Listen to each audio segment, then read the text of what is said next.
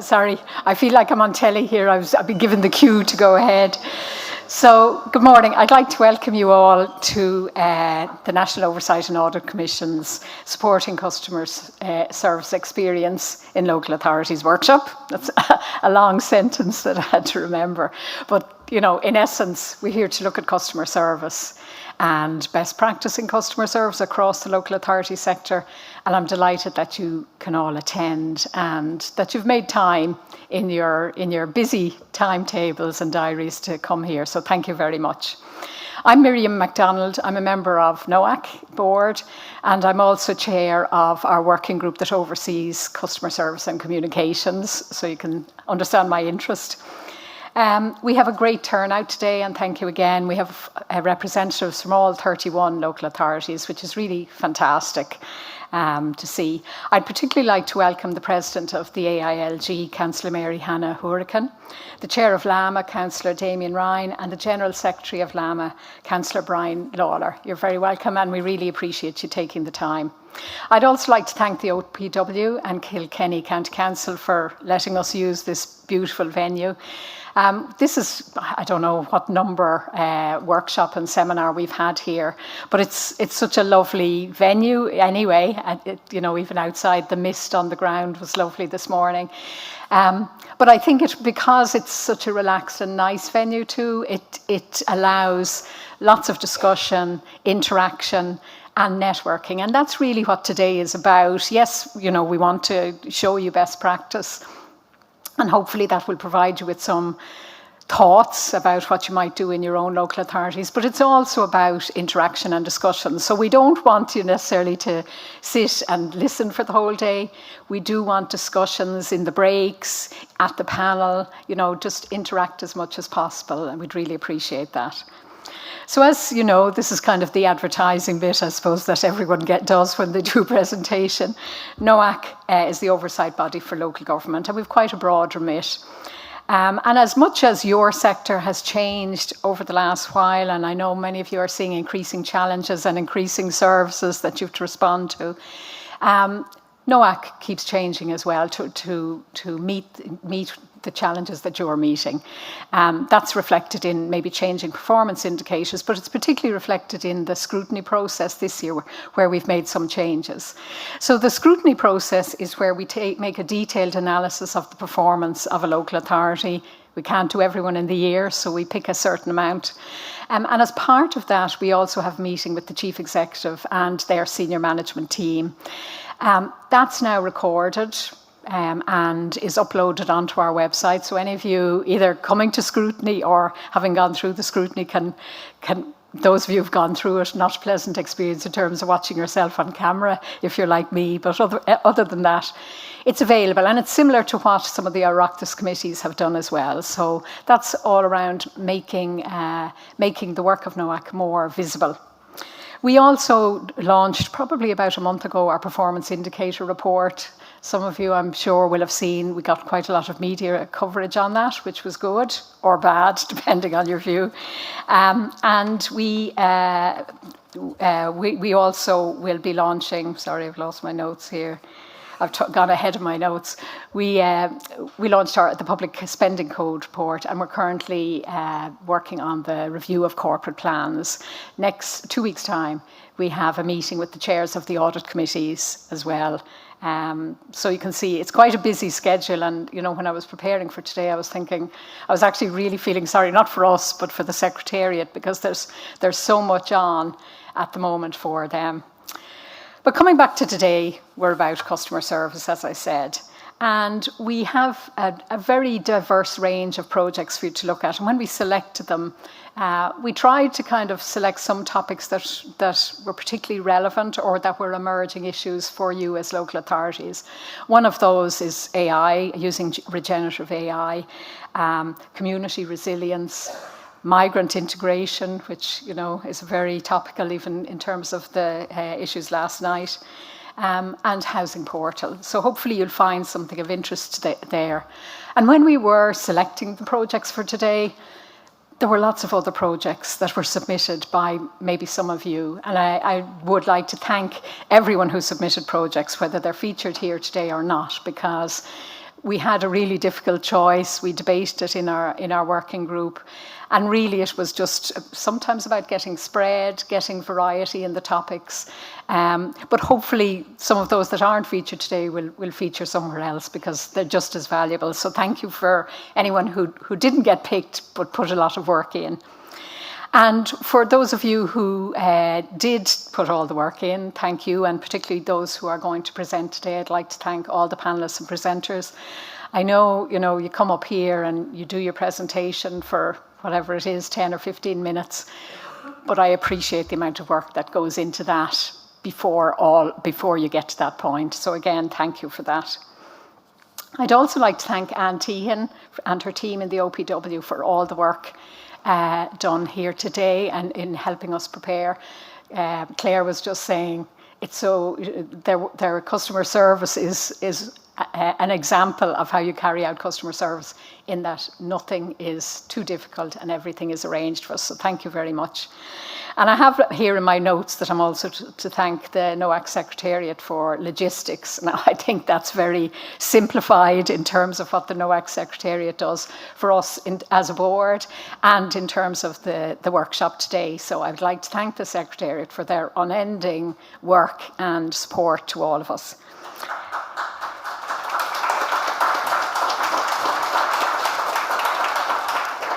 So finally, obviously I'd like to thank you again all for coming. I hope you'll have the opportunity for lots of interaction and discussion. And I'll now hand over to Jonathan Healy, who's going to be our MC for today. Thank you. Thank you, Miriam. Garmina Markov, thank you very much indeed. Fáilte roimh go léir go dtí Cashlan Kilkenny. You're very welcome here from the 31 local authorities across Ireland. We've representatives from every single one of you.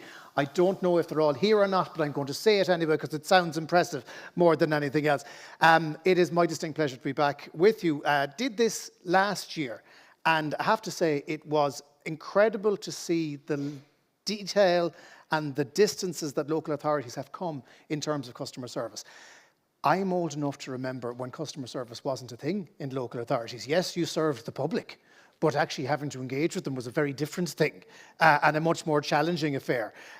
Whereas now what we have as examples in this room today that we're going to hear from of what could be seen as the gold standard. In an era when customer service is actually declining at a corporate level, it is still improving at a local authority level. And that is because, personally, I think it's because of the passion that you guys can bring, serving not just your local authorities, but your communities, the people that you represent every single day. You're not the elected members, but you're from that community, and that's why it's important you do it.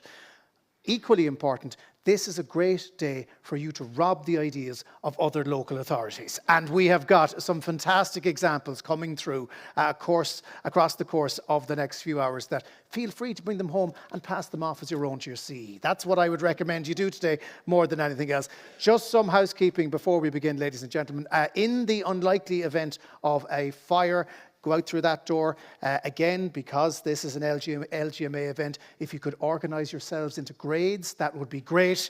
So the senior grades go out first, and everybody is much happier as the result of that. 41 ghosts we have here in Kilkenny Castle. This is actually the most haunted part of Kilkenny Castle. We have had interruptions previously that was not the technical team's fault. Sure, it wasn't, Rhys. No, it wasn't the technical team's fault. But if the ghosts intervene, we will try to muddle through as best we can and make on our way for the day. You may think he's here for his good looks and his charm, ladies and gentlemen. The real reason I'm here is to make sure the speakers stay on time. So I will be hovering like one of the ghosts at the back of the room for all the speakers, giving them a 5-minute warning, and then using a bishop's crozier to pull them off the stage if they go over their allocated time, because we need to get you over to Kilkenny lunch, for your lunch at 1 o'clock. But as I said, there are incredible ideas coming through. You will have questions. Hold on to them until the Q&A session that will happen before we go on our coffee break.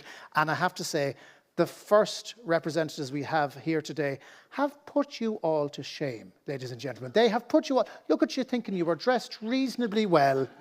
I mean, put on what might be considered your semi-glad rags. And then in they come from Monaghan County Council to talk to us about personal and community resilience and the booklet they produced. Presenting here, first of all, will you please welcome Siobhan McKenna, ladies and gentlemen. Thank you, Siobhan. Thank you. Yeah, we weren't sure about the uniform. Will we, won't we? But then when you commit, you're here and you have it on you. So, good morning, everyone. I might just a wee glass of water. Right, that's all right. So yeah, my name's Siobhan McKenna. I'm a Senior Assistant Chief Fire Officer with Monaghan County Council. So I'm going to speak about Monaghan's community preparedness initiative. And I suppose in recent years, we've seen how severe weather events, unexpected emergencies, and other challenges can disrupt daily life. So this initiative was about giving people the knowledge and tools that they need to take proactive steps, whether that's preparing for extreme weather events, administering CPR, or even just protecting their home and families. So it highlights the importance of knowing your neighbours and working together with your communities to identify the vulnerable people and ensure that they're prepared for the unexpected. Sorry, this is mine to move on, is it? No, that's back.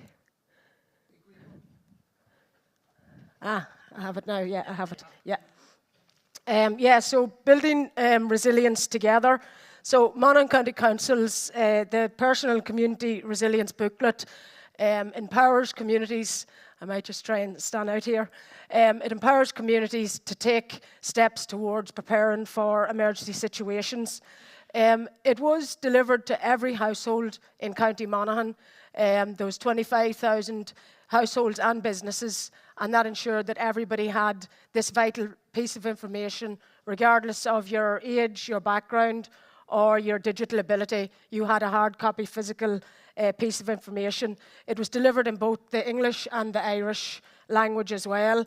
And I suppose the initiative shows how local government can take proactive steps towards supporting people, not even just in times of emergency, but also to build in long-term supports and preparedness for people to continue to communicate. In relation to the lessons and benefits, so we will cover that out throughout the presentation, along with a bit of background about the initiative and the implementation of it as well. So the Personal and Community Resilience, so how the Personal and Community Resilience booklet contributes to county-wide communication and customer service. So being prepared, I suppose, was one of the first and foremost pieces. The initiative ensures that individuals and communities are prepared for severe weather events, and also important that they know where to get their information from. So we have signposts in the booklet of where you get information from whenever you're in an emergency situation. It highlights the importance of proactive communication strategies that reach beyond the digital era, and that's where we come in with the hard copy booklet. And it also supports networks, so a lot of the supports we have in the booklet would be local services which are relevant to County Monaghan, and it strengthens the community cohesion in times of crisis. So with the booklet, it embeds the preparedness basically into everyday life and into everybody's homes, really, by delivering it to each house. And I suppose we have felt that has strengthened our position towards making Monaghan a more resilient community for everyone to live in. So the background of the initiative.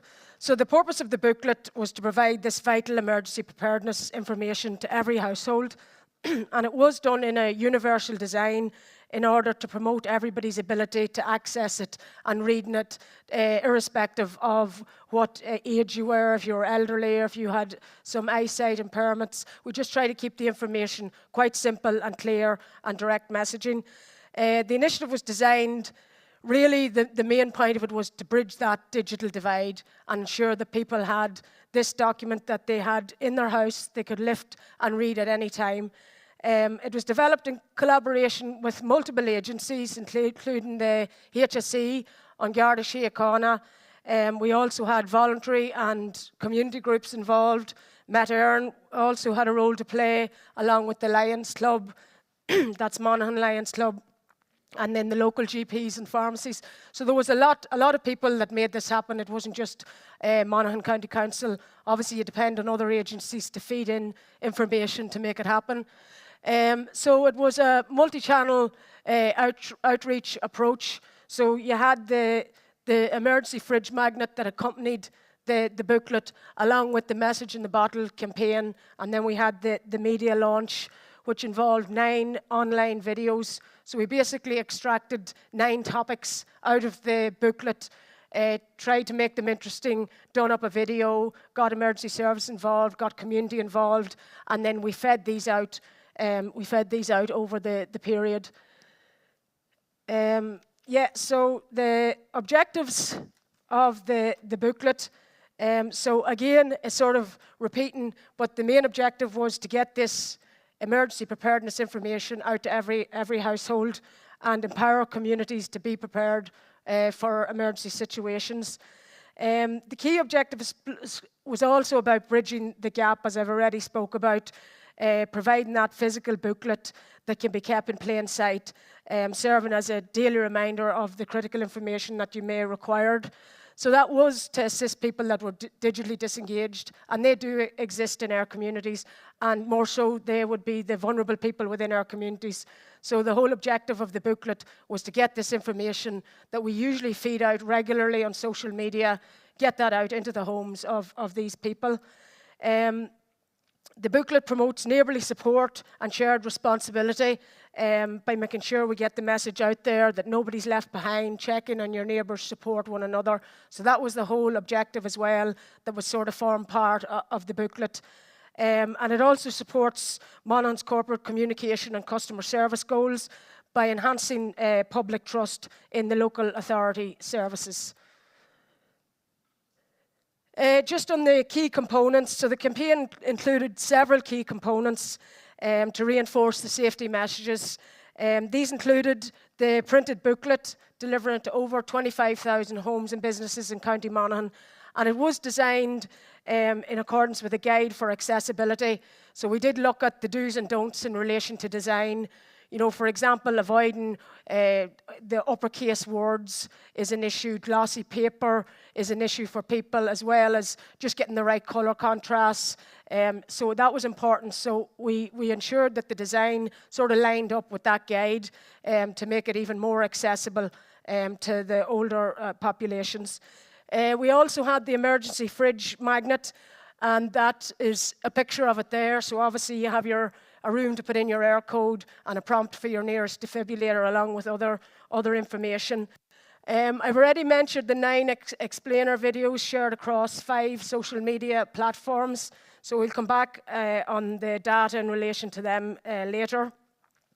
But we did achieve over 500,000 views over the 5 platforms, so we did get a good reach for a relatively small county.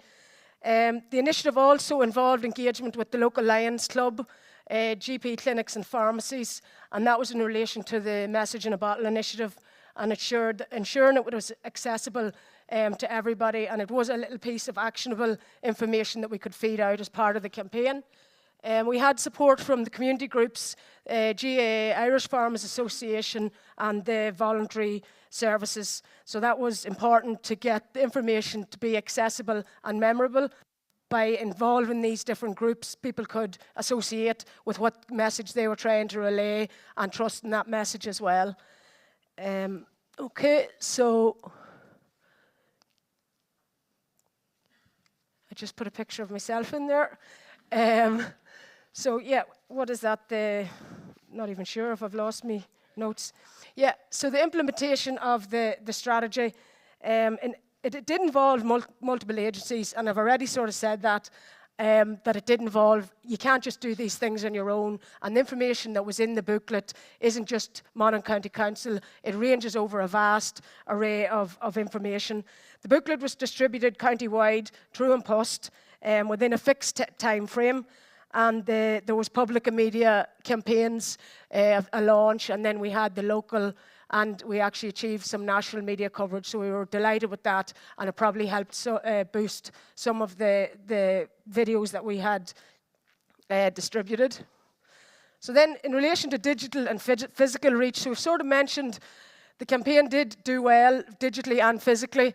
The digital campaign garnered over 500,000 video views and trended on popular social media platforms, enhancing digital engagement. And then the printed material ensured information access was available during the likes of power outages, and this benefited older adults and rural communities. The combination of the two, I suppose, is what the point is.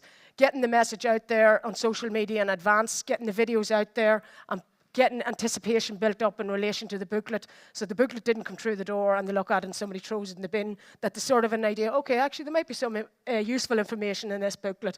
So that's what the whole digital campaign was about. And the combination of the two, we feel, was very, very beneficial from our point of view. So the benefits and the impact.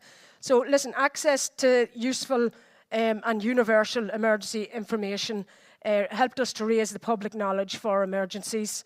The initiative led to measurable uptake in the emergency tools, such as the bogus caller cards and the message in a bottle. So there are two actionable pieces that we had in the booklet. It also enhanced community cohesion by encouraging residents to look out for one another. And the campaign success, as I said, was probably based on the fact that we combined both digital and physical. Plus probably the launch, another thing they're just thinking of mention, the launch was probably timely. We had just come out of Storm Éowyn, and Monaghan was quite significantly hit, and we had prolonged power outage along with prolonged water outages. So I think that the public in Monaghan were very receptive to the information they were getting. So I think that was valuable for ourselves. And now we have this booklet that we can reference for future situations. Say, take out your booklet, look at the information in relation to flooding. So we have this reference document now to move forward. Now it's not perfect, people may replicate and add to it, but it was the first draft of the likes of it. So lessons learned, I know I'm probably pushed for time. I suppose printed material remains vital for older people and vulnerable populations. Strong partnerships obviously is important to get the content right and be sure that you're happy with what you're putting in. Challenges in distribution. Whenever you do a publicity drop, you're going to have weight restrictions and post. The max weight of the booklet could be 100 grams, so we couldn't go over that. Only so many pages, only a certain size, so we had to be careful about our information. And listen, managing information, putting information into a hard copy book, you have to be careful that in the next week it's not already out of date. So we had to try and manage that piece as well. The effective messaging tools, this was really important, that we had the likes of the emergency fridge magnet, the message in the bottle, even the Monaghan alert sign up, the requirements to sign up. Them actionable messaging actually really worked very, very well. Instead of providing people with a load of information, asking them to do a few things that will help them become more resilient personally and as part of a community. We found that very, very beneficial in relation to lessons learned.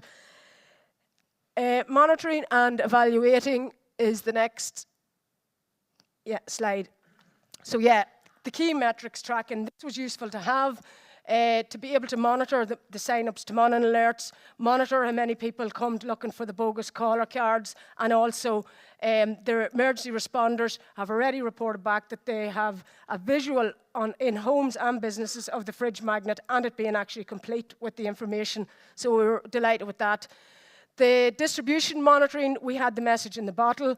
So that initiative was really taken on. Monaghan Lions Club sort of owned that initiative, and they liaised with the pharmacies and the GPs to distribute. So if you wanted the message in the bottle, you would go to your pharmacy or GP and they would give you it, and you write your information on it, put it in the fridge, and then when the emergency services arrive, they have it. The call monitoring, we have our Monaghan County Council phone line, and basically we can assess the calls. We haven't activated that since the booklet has been brought out, so we don't have any data on that. But just the impact assessments, the importance of embedding impact assessments into a project, and having these, you can go back and check to see how the project's going on. So customer service excellent, clear and reliable communication forms local authority, builds public confidence and shows strong leadership. Monaghan County Council demonstrates dedication by providing clear, accessible and inclusive messaging to its residents, and positioning itself as a trusted information source strengthens the bonds with our community and our relationships with them. So that's on the customer service excellence. So just in relation to other local authorities potentially using this for themselves, the model's success depends on early planning and continuous improvement for replication in other counties. Collaboration across the different sectors, I've already spoke about it, how important it is to take in other agencies and groups. Combining physical and digital, again, we've sort of spoke about that as well. I do think it really did enhance the outreach from our point of view, and potentially future phases should include some sort of feedback mechanism so that you can improve and build upon that, because obviously people they're thinking about other things that could have been possibly in the booklet that you haven't considered. So I think the booklet can undoubtedly be replicated in other counties and adapted to reflect the local risks, resources and services that they have in their authority, making it a flexible model to repeat and to ensure community resilience is specific to the county that you're dealing with. And then just on the last slide, conclusion. So Monaghan's initiative serves as a model for building strong community resilience, showing that trusted, inclusive information is transformative. By embedding preparedness into everyday life and fostering community engagement, the Council has created a culture of safety and support. So the campaign demonstrates that local authorities can be powerful enablers of resilience excuse me, when they prioritise accessibility, collaboration and proactive communication. So Monaghan's leadership offers valuable insights and inspiration for other counties seeking to replicate this model. So by placing resilience in the heart of the community, Monaghan has shown whenever people are informed, included and empowered, they become the strongest part of any emergency response. Thank you very much. Thank you, Siobhan. Thank you, Siobhan. Look, sometimes simplicity is key. The idea of a physical booklet cannot be underestimated. I know we all like to think that the world is fully digital and we all need to stop printing off boarding passes for Ryanair, but a lot of people still rely on that. And the fridge magnet in its own way, as someone who has had to call 999 within the last few weeks, scrambling for an air coat is never a good thing. So small, subtle things, but a great idea to rob everyone. I'm telling you, that's a good one from the good people of Monaghan, and we'll hear more from them on our panel in just a minute. Now, as you know, radio is my career. It's what puts food on the table and, you know, provides for my children's education. Yet podcasting wants to take that away from me. And we all live in a world where podcasting has become a very natural part of all of our existence. And it is an incredibly good way to get information out. In fact, I'm going home after this to edit a podcast later on for the CIPD, which is one of the clients that we work with. And it's a good way of getting their information out. But the good people in Galway City Council have also decided that this is a good way that they can communicate directly with their audience. And to talk us through what they have been doing with the Your Council podcast, will you please welcome Arlene Finn. Arlene.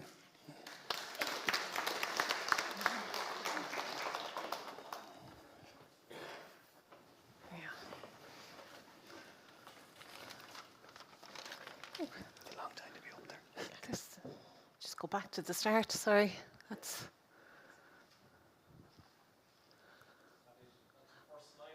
No, that's the end. Oh, okay. Right. Let's do a live podcast, says he, to try and get going. We might go and see, are they a little bit bonus come then? Should we go? Are there any other? 9. Right, we're missing a few. Okay, right. Never mind. Right, Do you okay, have we'll any just have to songs bluff it. prepared? That Not we a great use? singer. I suppose, look, I can give you the overview anyway, and maybe I'll send the presentation on afterwards. Yes. I'm sure we'll see what pops up, and we'll take it from there. So Galway City Council has a podcast.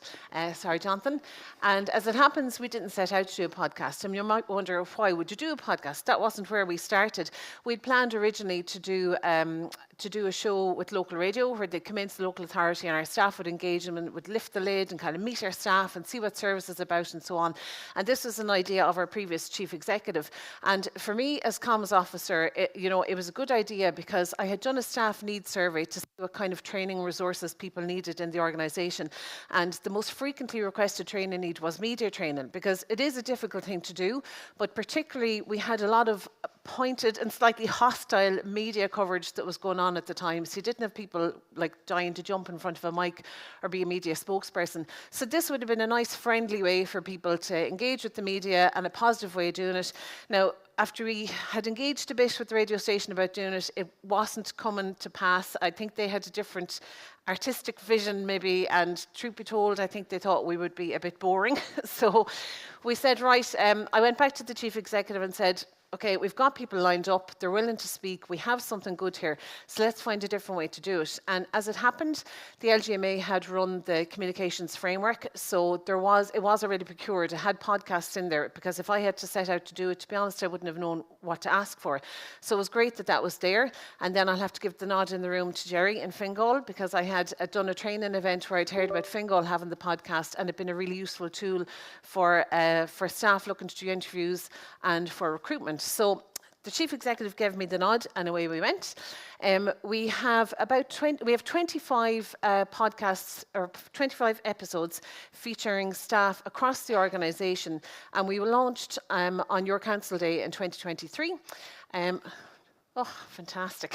Right, keep me on track. Nice. We'll see how many of them are there. What's going on? Yeah, pressing that. Oh, sorry. The other big green button. Yeah, okay, right. So there's a selection of some of the people who took part in the podcast. I'm just going to step forward so I can see my slides, sorry. So we started with 6 episodes, and really the rationale for that was how it was procured. It was procured where if you paid for 5, you got the 6th one free. And we knew, based on the interest in the radio programme, that we would get at least 12. But once we started rolling, we had great interest, and we got to 18 in Series 1. And I really wanted a mix of speakers, because the people who the public usually hear from are the directors of services, who are very polished in what to say and what not to say, and not getting caught out in things, and the chief executive. And then you might have roles like your EAO, who also might engage with the media. But the rest of the organisation, you don't really hear from. And they really, I suppose, can respond and are hugely experienced people, but we're just possibly not very keen to stand in front of that mic. So the podcast was going to be a mix of what the role is and how they came to be in it. And particularly because I would have known some of the people taking part, I kind of knew they'd have some interesting and funny stories that they could bring out if we put them in with the right questions. So as I said, we launched in summer 2023. On the advice of our podcast supplier, who is Fergal O'Keefe in Loom, who does podcasting on the GAA, sponsored by ESB Networks, I think, and he has a travel show and so on. So very experienced. On his advice, we were told go out every Tuesday morning. What he did for us was the interviewing, so recording them, doing the edits afterwards, and then publishing them on his channel. So what we had to do in advance of that recording happening, I'm including some of the detail in case some of you would like to do one and just want to know a little bit about what's involved. We obviously had to find our participants. We'd put them in touch with the interviewer. They did it themselves. We didn't sit in on them. So it's just 2 people having a chat, which was nice because it meant that they were comfortable, because Fergal is a lovely, gentle manner and is quite good at bringing things out in people. I always drafted the questions because Fergal wouldn't have been very familiar with the local authority and with the people he was interviewing and what maybe to ask them. Now that's also good because, like a member of the public, he's going to ask things that I mightn't think of, so there was a mix of it there, but I wanted to make sure that they pulled out the information that I wanted to see in the final edit. I also wrote the intro text, biography for the person. We'd get an image from them and we'd put that on the little tile, the image that you can see on the right there, and that would go then on the podcasting platform with each episode. We'd also do translations for our PR and our promotional text, and we'd do that little web tile in Canva and send it to Fergal.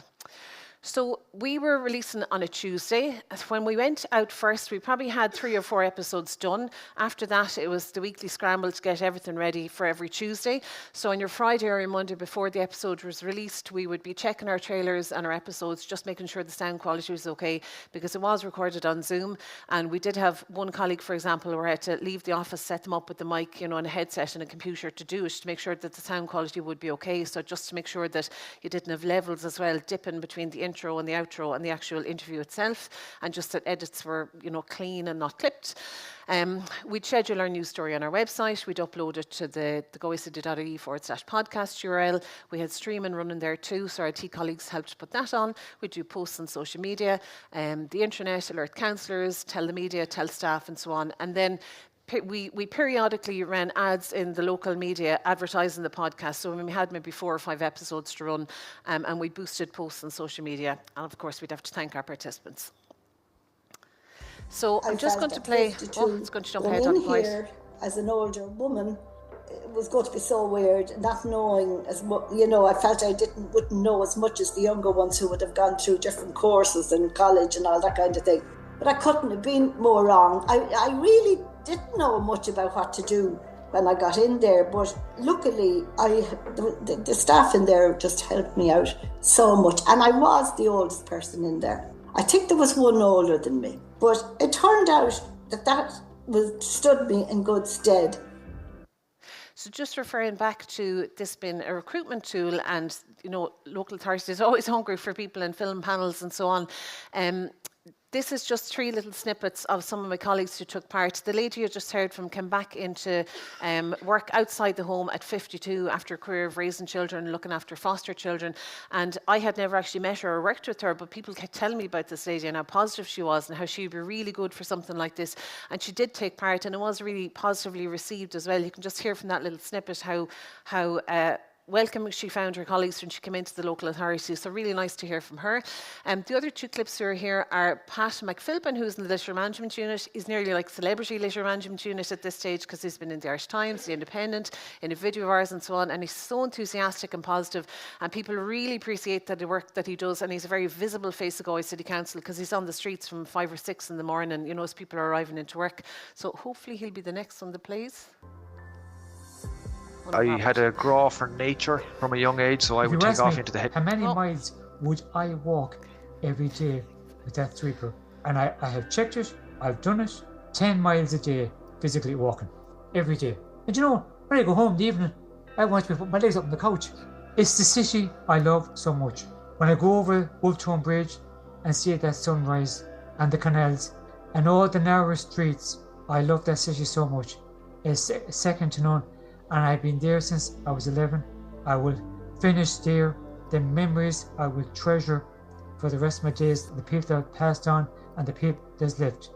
Galway City, what a fantastic, beautiful city to live in. Could get more positive. And then our third person here is Robert Steed, who's a craft gardener. And the reason I wanted to include him, well, he's a great talker and really interesting guy, but people wouldn't know you have craft gardeners in the local authority. So I might ask you to play in case I do something wrong. I had a grow for nature from a young age, so I would take off into the hedgerows and, several miles later. This was my habitat, as it were, so I was always observing nature and nests and milling my way through the bog lands through around the village, the small ponds, exploring. I was always exploring nature. I really wanted to know and understand why. I was always asking my dad why is the landscape like this? Why is this field like this? Why is that woodland only over there? Why isn't there more woodland? Why? I can imagine. So that's just a snippet of our promos If you of our ask me. colleagues. Oh, okay. Sorry, would you mind going back one for me? Thank you. That always happens. Place all 3. So I suppose after doing that and trialing it, and you kind of see how did it go, so what feedback had we on the podcast? We ended up with 2 series in the end with 25 staff, and we've a couple of feature episodes which I'll just reference in a moment. We'd really positive feedback from the people who took part in it. They found it a really enjoyable experience sitting down with Fergal. It was a very controlled environment. If there was anything they didn't like or they want removed, we could take it out, so that they could he could ask a question, and if they could do it again. So there was no pressure. So you had people getting to try this and give an experience or give it a chance. We had really nice feedback from other staff who were listening to their colleagues because it was featuring our staff in a positive way, and this was going out across channels instead of it being the usual the critique that would have been in some of the papers about what we were doing and what our staff were doing and so on, and it put faces to the council. We also won a Chambers Ireland Excellence in Local Government Award in 2024 for the podcast, which was lovely. Other feedback that we had was from the University of Galway. The station manager got in touch with me when we'd ran maybe about 6 or so episodes, and she said, geez, our staff and our students really need to hear this. Can we broadcast this? And I said, just do what you need, by all means, here you go. So it ran on Flirt FM, and it was a really nice opportunity to reach an audience that I wasn't going to get. They're not who are following us on Facebook, for example. So, and not on and not on other channels either. So, right, we'll just keep going with 5 minutes. We'll guess what I had in the slides. But I asked the station manager for feedback on it, and she said, which I thought was wonderful, she said, oh, here we go. The most common received was, I thought it might be boring, but it wasn't, which was resounding success from that audience. I was pleased with that. Nice to get to know people behind the scenes, didn't know that job existed. So hopefully some of those people will come and work in the local authority sector or engage with us or just know a bit more about us. One particular journalist who loves to hate us wrote in an article, the start and end of this article is entirely negative, but I just left that bit out.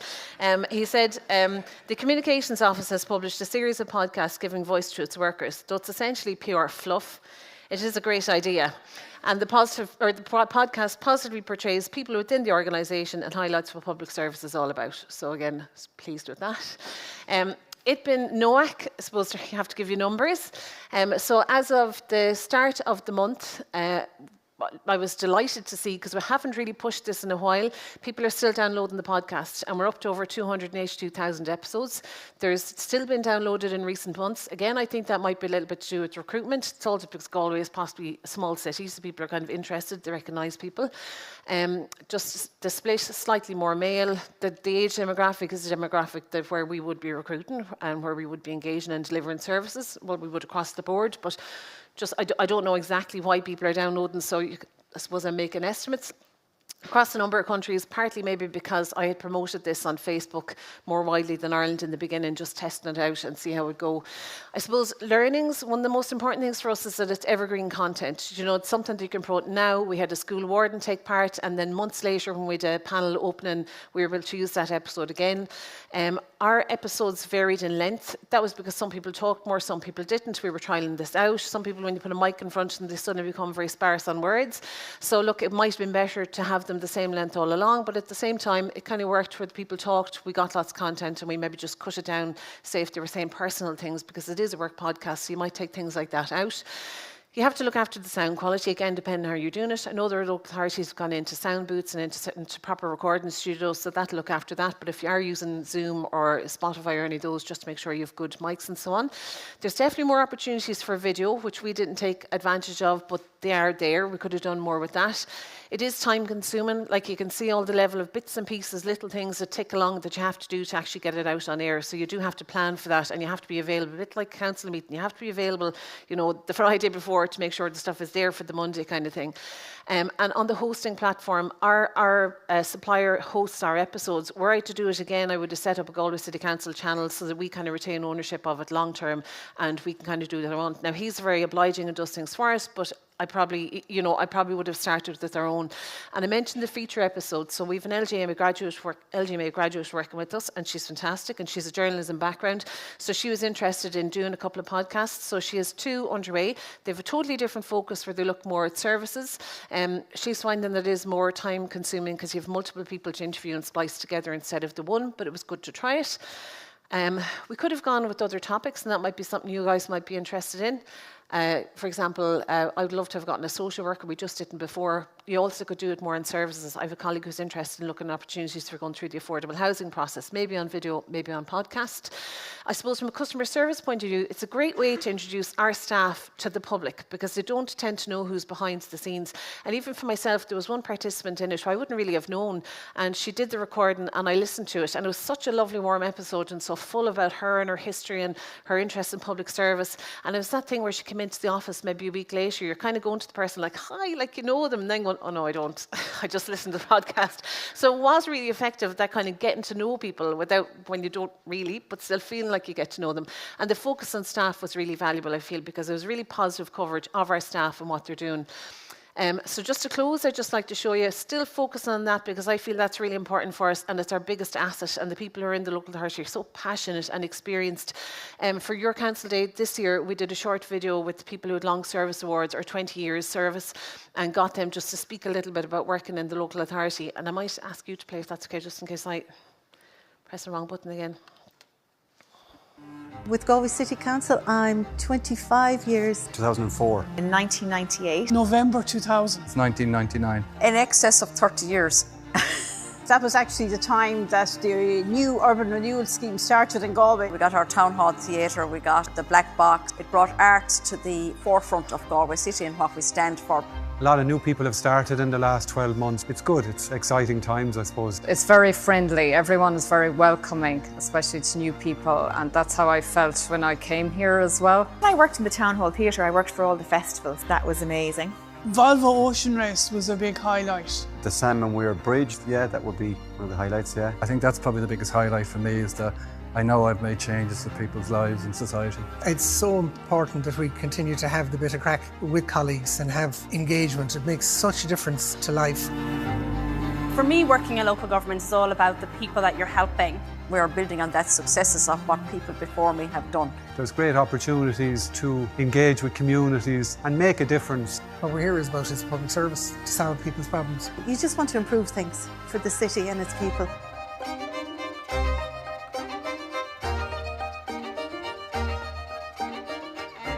So, Sinead, thanks. Margaret, Arlene, thank you so much. Couple of things just to observe on that, right? Given that you're straying into my area, as they say here.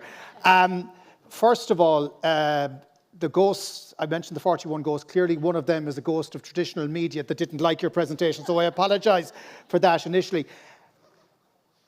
The council, all of you, every one of you, is more seen as a problem than a fixer in your community because you keep your head down and you get the job done and you keep going and you plough on, and the public normally just sees, oh, it's done.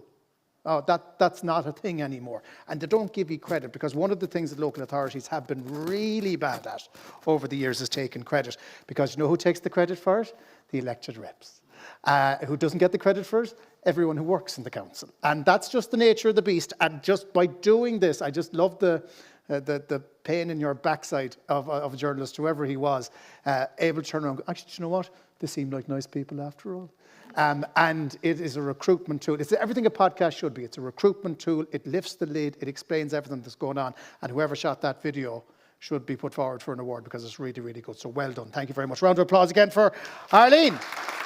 Now, we are moving ever so slightly south-west now from Galway City. We're going to move to Limerick City and County Council. Very relevant conversation in everything that's happening in the world right now. Would you please welcome Anne Rizzo to talk about their migrant forum. Anne, it's over to you. Thanks very much. Thank you very much for inviting me to be here with you all today. We're in very interesting times in the integration space at the moment. Lots of nasty things happening in City West. I presume you all saw it online yesterday evening. It was on the news. It's everywhere. In Limerick, we have been exceptionally lucky, and I'm going to touch wood here. As of now, we've had no major incidents or issues in Limerick in relation to integration to our accommodation centres, and we work very hard to keep it that way, and I'll explain a little bit more about that in time. So, what have we up? Okay. So, I'm delighted to speak to you this morning about a project we've undertaken in Limerick where we have set up a migrant integration forum. My presentation today is broken into 4 key areas: the overview and establishment of the forum, the structure and partnerships, activities and achievements, and challenges, strategic integration, and future sustainability. The Limerick Migrant Integration Forum is a community-led initiative established to empower migrant voices and promote inclusive policy making. It serves as a vital platform for migrant representation and integration in Limerick, fostering dialogue and collaboration among diverse communities. The forum was co-designed with migrant representatives to ensure that it reflects their needs and aspirations. It is supported by Limerick City and County Council, although it's a completely independent structure, and forms part of the broader European Integrate project, which aims to enhance migrant integration across multiple EU countries. So it was established in 2023 under the EU-funded Integrate programme.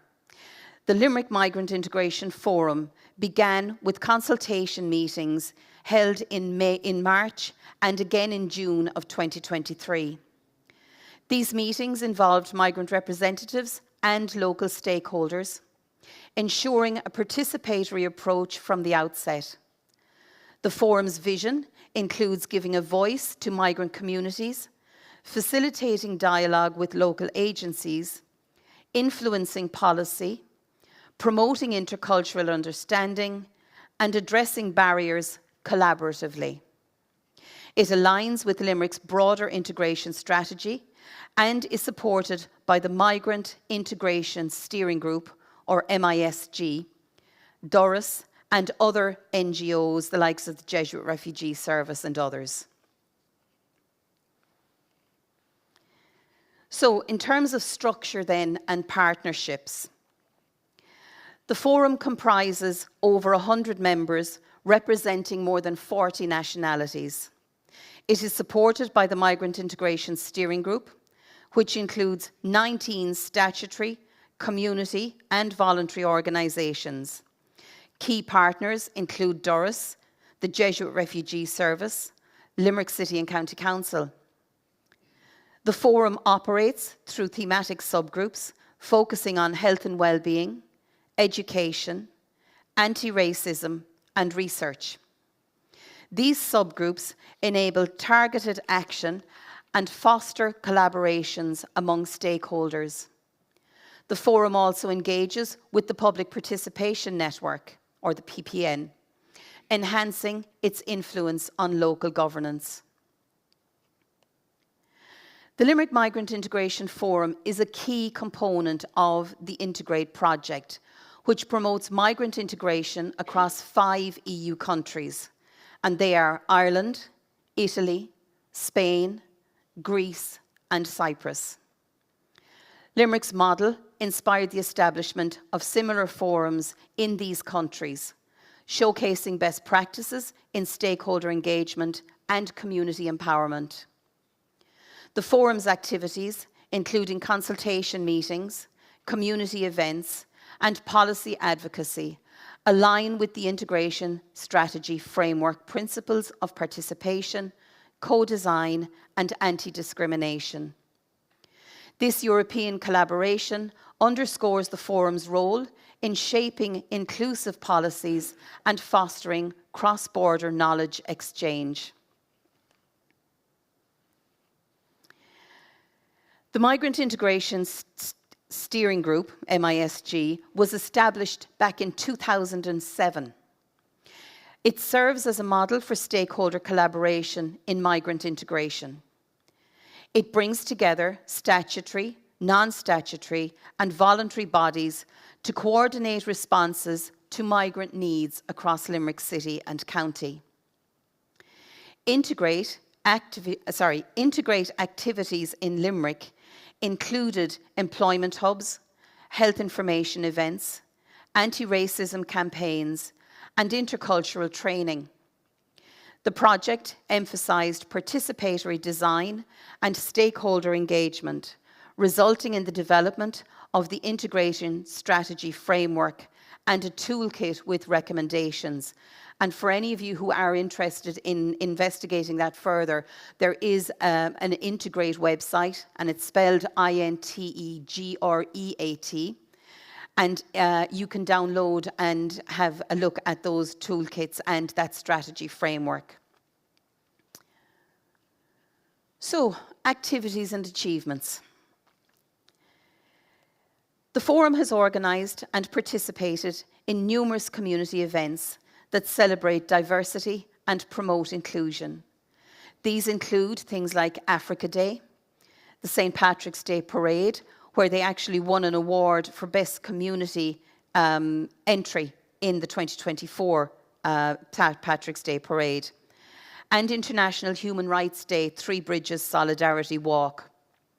The Forum also supports the Ukrainian community during Independence Day and in commemorating the anniversary of the outbreak of war in Ukraine. These events foster intercultural dialogue, raise awareness, and strengthen community bonds.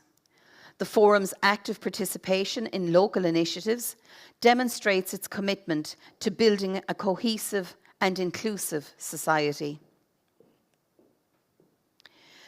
Through its activities, the Forum has empowered migrant communities to engage in local governance and policy development. Members have participated in employment support workshops, health information sessions, and, as previously mentioned, anti-racism campaigns. The Forum has facilitated access to services, provided training, and created platforms for dialogue. It has influenced the development of integration strategies and continues to contribute to the planning of our next strategy, which is the 2026 to 29 strategy. The Forum's collaboration with the Local Authority Integration Team, or LATs as they're known, and other stakeholders ensures that migrant voices are heard and considered in decision-making processes. So, again, to steal my previous presenter's comments, NOAC love figures. So here we go.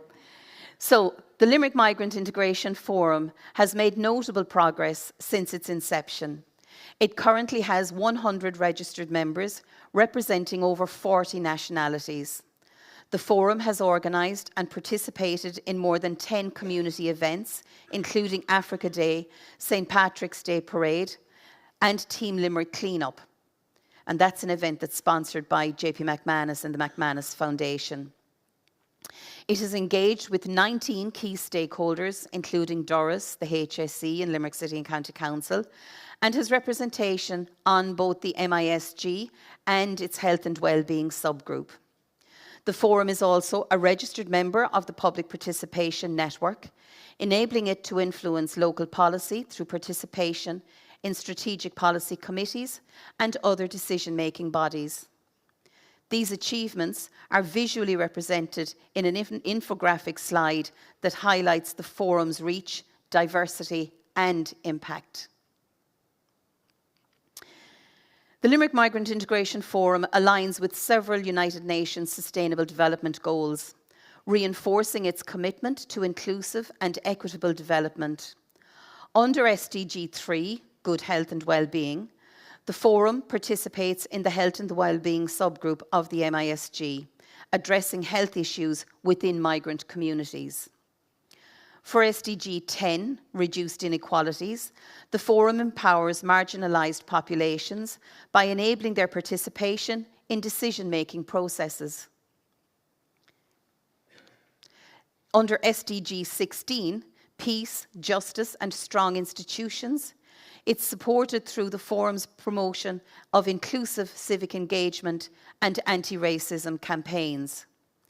And lastly, under SDG 17, Partnerships and for the Goals, is reflected in the Forum's collaboration with Limerick City and County Council, Doras, the various NGOs and our EU partners. These contributions are visually represented in the infographic slide here.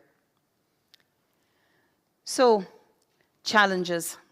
Everything has challenges, whether we like to admit it or not. And it was the same case for us when we set up the Integration Forum. So the Forum faced initial challenges, including reluctance to participate and navigating diverse community needs. These were overcome through persistent engagement, trust building, and collaboration with stakeholders. Strategically, the Forum contributes to Limerick's evolving integration strategy, building on the previous plans we've had in place in Limerick from 2010 to our current one, which actually expired in 2022. It aligns with Belonging to Limerick, the integration plan's thematic areas of language and education, access to services, excuse me, cultural awareness and community participation. The forum's integration into the MISG and its subgroups ensures that migrant perspectives inform policy and service delivery, promoting a cohesive and inclusive society. The Integrate project's impact assessment revealed significant positive outcomes. Over 5,000 participants were engaged, including 3,987 migrants and 1,013 local community members. Activities improved participants' understanding of local culture, increased their sense of belonging, and enhanced employment and digital skills. Satisfaction surveys showed that 76.9% of migrants would attend similar activities again, and 80% reported a stronger connection to their community. These results underscore the effectiveness of the forum's participatory approach and its role in fostering integration and social cohesion. The forum is envisioned to continue far beyond the initial Integrate project activities. It will continue to be supported by Limerick City and County Council and its partners. Future plans include the development of a new integration strategy for 2026 to 2029, expansion of community-led initiatives, and sustained stakeholder engagement. The forum will maintain its online presence, continue to organise events, and promote policy advocacy. Its integration into the local authority integration team structure ensures institutional support and resource allocation. The forum's sustainability strategy focuses on mainstreaming and multiplying its results to ensure long-term impact. Thank you. Thank you very much, Anne. Do you want to take a seat over here? And I would like to invite up as well, Arlene is going to come back up with us as well, and I think Dermot is coming up for this bit, and also Kathleen Holohan, who is a member of the NOAC board, is going to join us as well. You're all very welcome, lads. Thank you very much for joining us. Don't be fighting over the chairs now. We've enough chairs for all of you, which is the most important thing. I suppose, Kathleen, I'm going to go to you first of all. Three very different ideas there, right? But all of them connecting in unique ways with the community in a way that local authorities might never have thought of doing previously. Yeah, I suppose it really shows that the local authorities are on the ground and they're there and they're able to react when required and to take the initiative and to come up with innovative ways of helping their communities, and in very challenging times, and I suppose in very different areas. And it was interesting that the speakers referenced NOAC-like numbers. You know, it's a conversation we're having ourselves as a board in NOAC about, you know, our performance indicators are generally very number-based or percentages-based. But, you know, how are we as NOAC going to be able to measure local authorities' performance in these types of areas, in this innovation, and really, really important. We, as citizens, as people who live in Ireland, we've seen the importance of resilience of communities. And it's connection, isn't it? Yeah, absolutely. Yeah. We've really seen how important that has been in everything that has happened in the last number of years. And local authorities are really stepping, I think, listening to what we've heard here this morning, they're stepping up. You know, they're taking on the challenge and they've shown what they can do. The funny thing is, all three projects, the three local authorities might not have bothered, right? Because it was easy something they could have said, well, we're going to put time and effort into something else, but you realised the importance of this and you decided to move on. Dermot, for you, what struck me about what you did in the fire service was the coordination part. that this didn't just benefit the fire brigade, because let's face it, how often do the fire brigade get a phone call? Very rarely, thankfully. But it benefited the guards, it benefited NAS, it benefited others in the local authority as well. It had a leadership role, is what I'm saying. Yeah, and I think that was really to the forefront of what we were trying to achieve, because in Monaghan we have Monaghan Fire and Civil Protection, and that civil protection piece actually broadens the role of the fire service. Okay, so it's not just... Well, that's where we are trying to move that point from specifically dealing with fires, but we are broadening out our actual workload in terms of when we actually achieve, and you're quite right, fires have come down, but the number of road traffic accidents and the number of severe weather events have increased significantly, and unfortunately they're likely to increase. But I think you're right, the collaboration piece with our other agents in the principal response area, and the AGS and the HSE, collaborating with those is a significant piece, and that actually formed part of this particular project. We looked at this back maybe a number of years ago in terms of we were working quite significantly with our partners cross-border, and the UK had done a significant piece of work on resilience, and we sort of bought into that sort of empowering the communities to get involved and to help us when we respond in a severe weather event. And that probably spearheaded this particular project, and that we can actually, how do we actually get in? And you quite rightly identified, we initially thought, social media was very key, but actually it dovetailed with a project that we were undertaking in terms of identifying the messaging approach to those vulnerable along the border. And that actually was, there is vulnerable people, Age Friendly identified it as well, there are individuals that are not digitally friendly, and we had to have some kind of mechanism to incorporate and the other thing that struck me was, and I don't mean to disrespect the Department of Housing or Environment or whatever it's called this week, is if something comes out of the Custom House, we'll all kind of go, whereas if something comes from the local authorities, like, hang on a second, they have my interests at heart, so I'll pay a bit more attention to it. So there is an element of this that inevitably will be local. I think Siobhan articulated very well this morning, but again, it's that local piece, whereas there is a national policy, but we are actually delivering at a local level, and we are actually empowering the community. And there's two aspects, and it was well put together this morning. There's the individual, where the individual may have particular issues and that may be an emergency in their lifetime, and they have and we want the booklet to be a dynamic or a regular used booklet, not one winter ready or winter orientated or summer orientated, but something that you can go to whenever you're individually in a crisis, but also in a broader sense that where the community can get involved. This spearheaded significant other groups. It was very interesting. We engaged significantly with An Post in terms of delivery, but our An Post was the local GEA chairperson, and that brought a lot of influence as well. It's funny how influence can be, and the influence with An Post was significant because we could actually get the booklet out to more individuals on the ground and other communities that without that direct involvement with An Post. Exactly, you're guaranteeing delivery of the message, which is really, really important. I suppose in many ways, Arlene, you weren't guaranteed delivery of the message because you were throwing this out there in the hope that someone might listen to it. But your starting point was a good one, the stories. Tell the stories of the people working in the local authorities. And I know there's some people who'd rather eat their own foot than appear in a podcast, and that's fine, and leave them off. But there are others. I love your litter guy. I think I actually interviewed him at one stage over the years.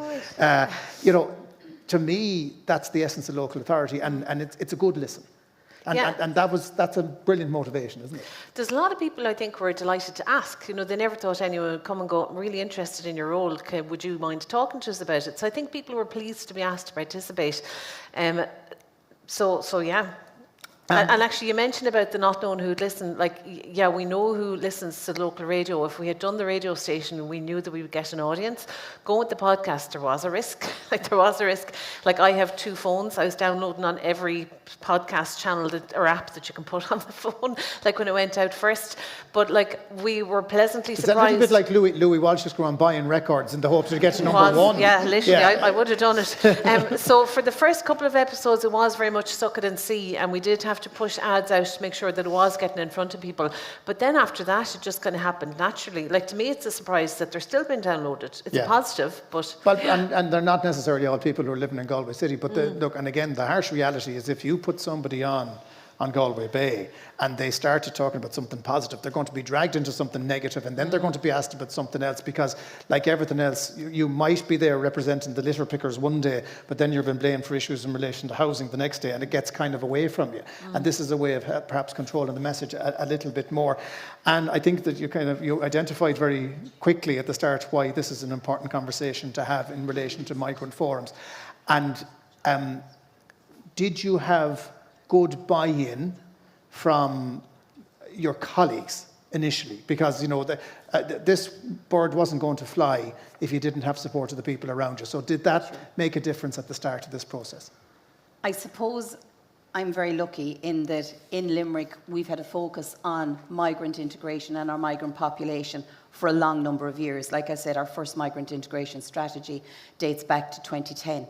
So we've had migrants as part of our entire process, whether it be community engagement, local businesses, whatever the case may be, but we had links into our migrant community. So well prior to 2022, when we had the beginning of the Ukrainian war and the large numbers of people coming into Ireland, we already had structures in place in Limerick, and they were able to find those structures and slot into those structures, and it was easy for them then to feel that they had a voice in terms of life in Limerick. And we approached it from the viewpoint that every person who comes into Limerick is a positive contributor. Whether they're... Even from Cork? Pardon? Even from Cork? Well, we'd prefer Cork to Tipperary, but yeah, we'll take Cork. Sorry, I'm a hurling fan. So among the staff, we were kind of pushing an open door because it had been on the council agenda for a long number of years. But we're at the stage now where we have a dedicated team of 11 staff that manage integration, health and well-being in Limerick City and County Council. And that has been huge because it meant we had the time and we had the resources to give to working on that whole integration piece. We didn't have that before 2010. And boy, did we need it when 2022 came on board. Even going back actually to when COVID hit in 2020, we had already that group of major collaborators in place. So within 3 or 4 days of the country going into lockdown, we had established a community response forum with the stakeholders and with members of our migrant communities represented on that forum. So from day one, it was very easy for us to get support for whatever we wanted to do. It's funny because it just reminds me a lot, and I know Sharon is here from Cork County, that they have a big age-friendly programme as well, and they have a very similar kind of project, but for older people. And that level of integration, it really impacts the decision-making process because they feel automatically included.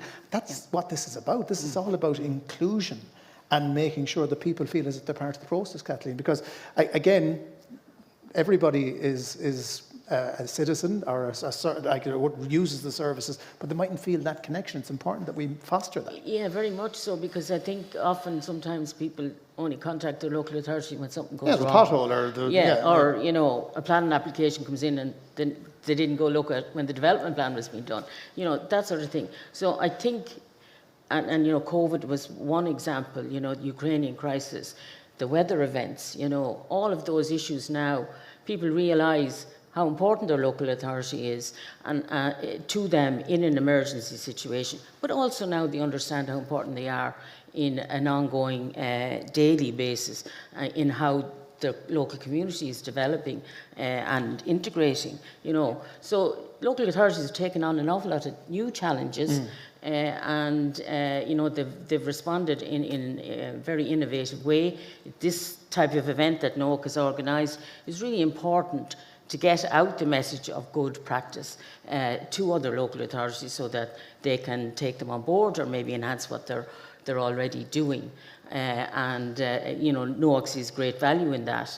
I think in terms of connection with your local authority that is really, really important. The real skill in leadership is not worrying about what happened before, but the ability to look around the corner and to see what might come next. And I think there are examples here of what you guys are doing well in that regard. I will open it up to the floor. Anyone has any questions from down? Don't be shy, please. You're amongst friends here. So if anyone has a question, they're lovely. So you could just say your name first of all, if that's okay.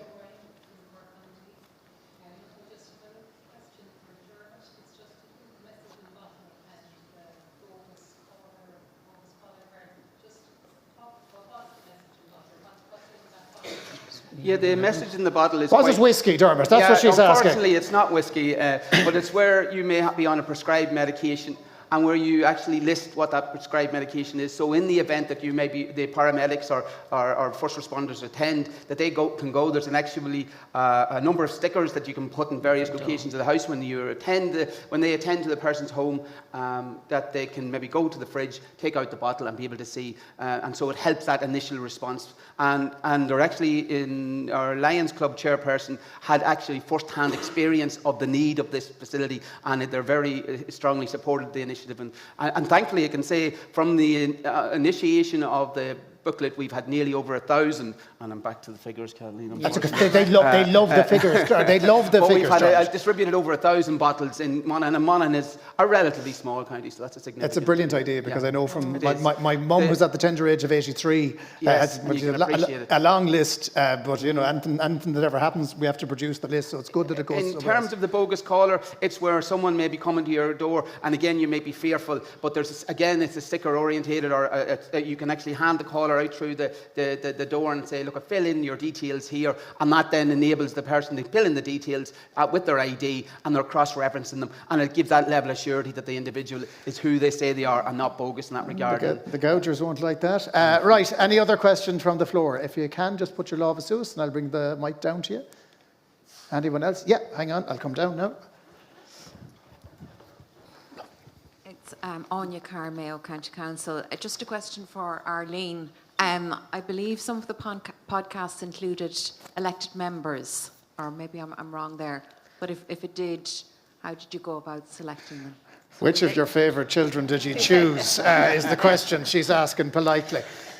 We didn't include them, is the short answer. I suppose they have a platform and they're on the radio all the time and they're in the paper and people know them, and some are amazing at putting their profile forward.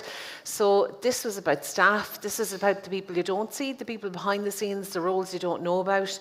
So we didn't do anything with the elected members. Now, that's not to say there wouldn't be something really interesting there, and particularly maybe after a local election period, it'd be kind of nice, your new council, to kind of introduce everyone. And we did try to do that, but they were all elected by then, so they were not available.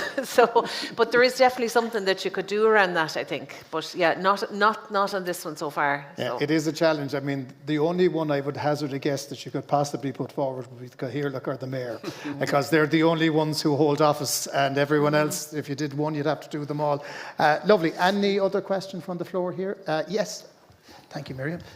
Just another one to Arlene. We know, and on the topic of elected representatives, some of the feedback we get sometimes is that they don't know enough about the local authority, or they're not involved, and so on, despite everyone's best efforts.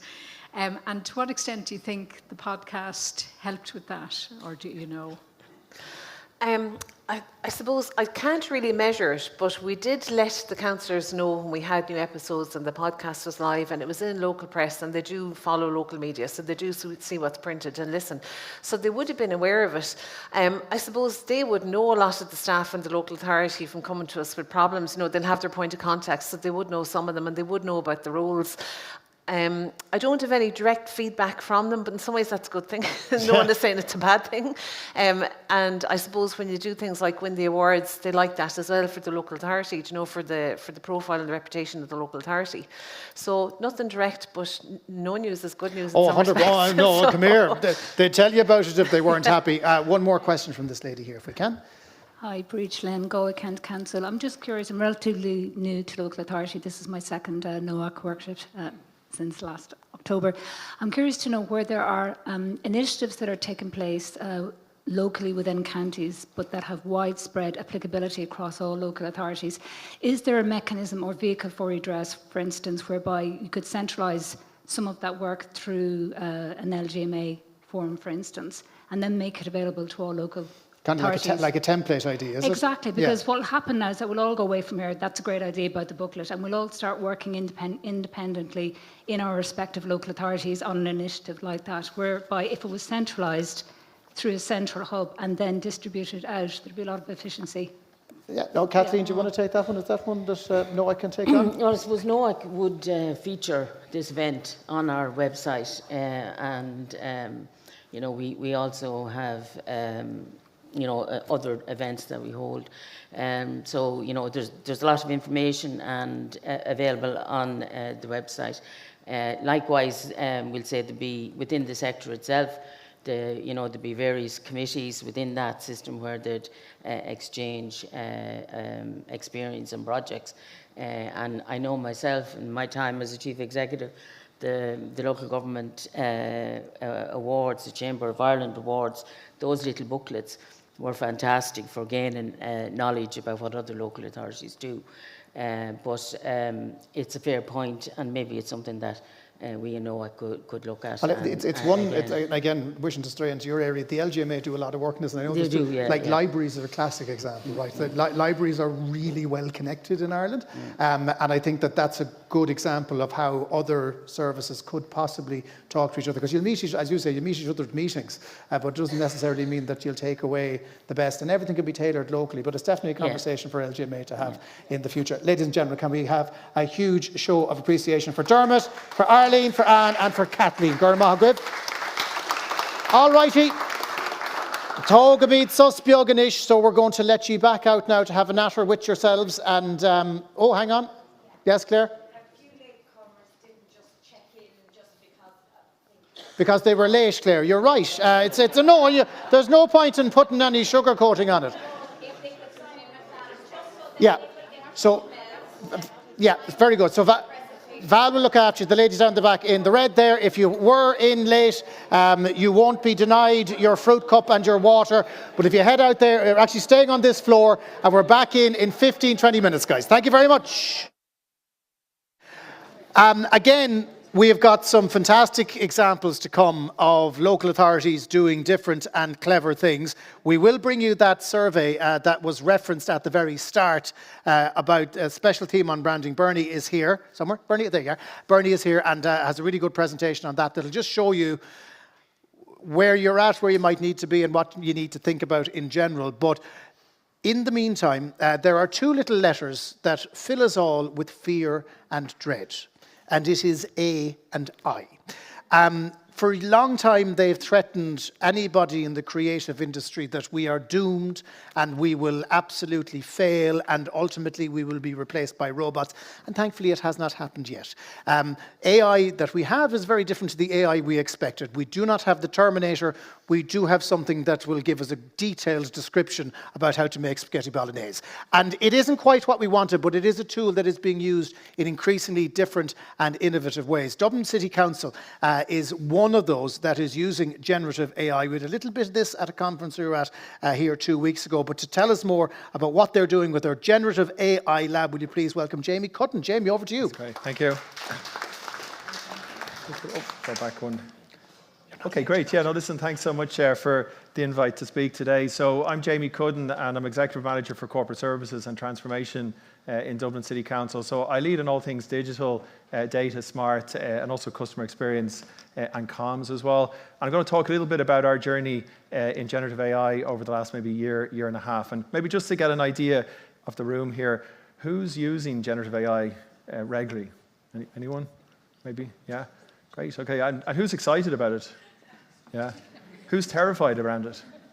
Okay, so half and half. There we go. That's a good start. But I suppose, you know, it's an area that, like I've been big into technology the last 10, 15 years.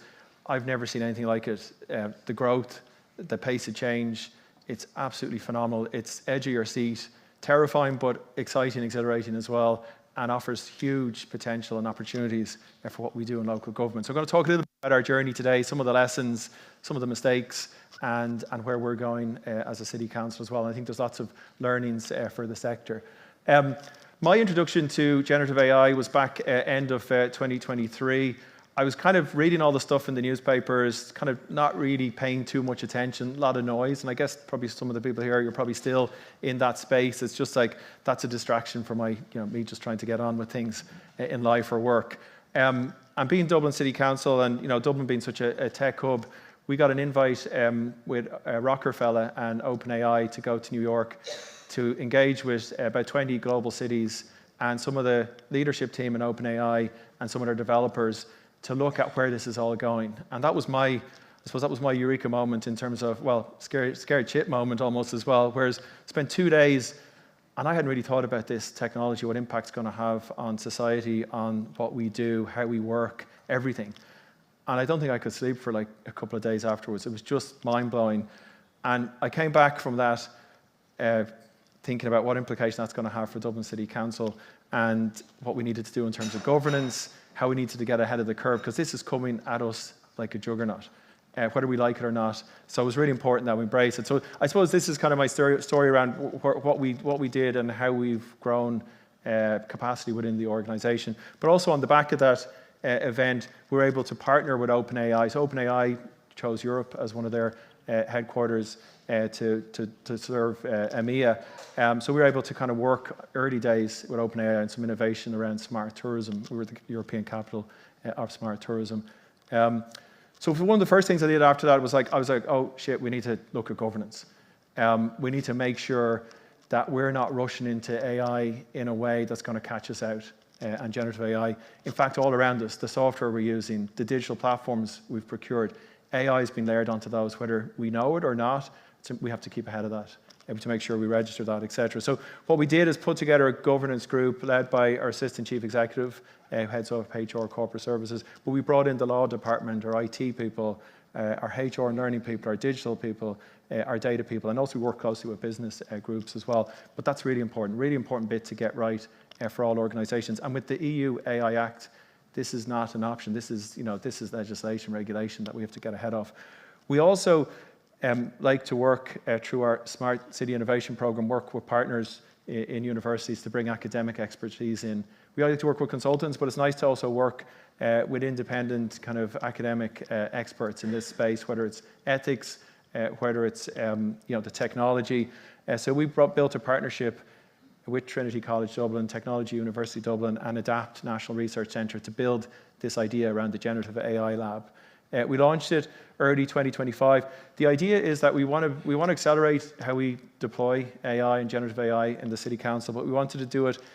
Our words are a forward-thinking but cautious manner, but to work with leading experts in this field to make sure we're not jumping and making mistakes. So this was really important for us, and I suppose this is something that we're growing and scaling up over the next couple of years, this partnership. So really important. So I'll talk about some of the work that we've done in this space. I'll just go back one here. So this is one of our initial experiments back when we were European Capital of Smart Tourism. We ended up working with the OpenAI team. I don't know if we can just click the play button there, but we were actually one of the first cities in the world to develop an itinerary generator for tourism in Dublin, work with all the different agencies, pulling together all the local information. And if you want to spend a day in Dublin and you like certain things and certain types of food, we use this generative AI model to give you a cool itinerary. But we learned a lot about just how the technology works, how much it costs, but also we learned maybe what's our role in terms of DCC, recommending one pub over the other, the ethics around this. So we ended up not launching this, but we learned an awful lot around what's our role, what's not our role. So that was something that was super interesting. Now, actually, since even a year and a half later, these itineraries generated through OpenAI, etc., loads of people are planning their holidays now using LLMs. Kind of fascinating anyway. This is also a little experiment that, maybe something that we shouldn't have done in hindsight. This is Meet Brendan, our AI tour guide for Dublin. It was actually, as part of European Capital of Smart Tourism, a company in Barcelona was rolling these audio guides built around AI. So you'd kind of give them content. It would, on hundreds of locations in your city. And if you're an individual tourist, you'd walk around with your phone, your headset, it would play really cool information. It would automatically translate it into multiple languages, including Irish, which we were hoping to roll out. We thought it was a very small investment on our side, and there's Brendan. A lot of people didn't like Brendan in the end, but Yeah, so I mean, this is just a really small. We kind of experimented. It was a Friday evening. We put it out in socials. We were all kind of just, let's see what people think. On Saturday evening, I got a call from our comms manager. Here's some. I won't repeat any of the comments up here, but we had 1,000 comments in the space of a couple of hours. It went completely viral, and everybody hated it. They thought it was creepy, scary. People were going to lose jobs. It was all over the media, and we were like, oh shit. Maybe we shouldn't do AI projects that are public-facing, even small experiments. Let's focus on internal stuff. So it was a big lesson for us. So just maybe, I suppose the learning for everyone here is just be careful when you're using these tools, or something that seems small or a cool idea.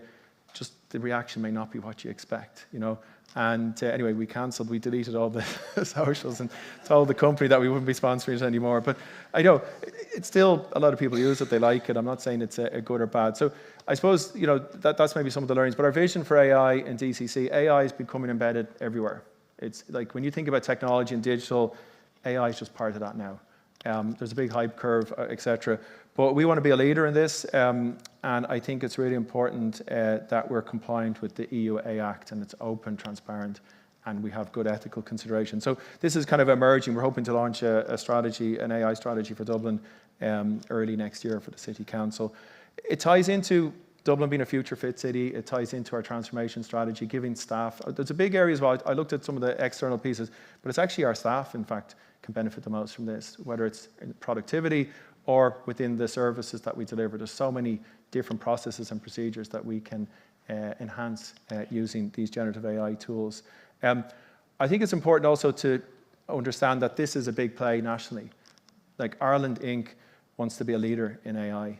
We have world-leading tech companies. We're a hub for regulation around tech, GDPR, now AI, the EU AI Act, etc. So this is something that we have to embrace as a sector. It's not an option.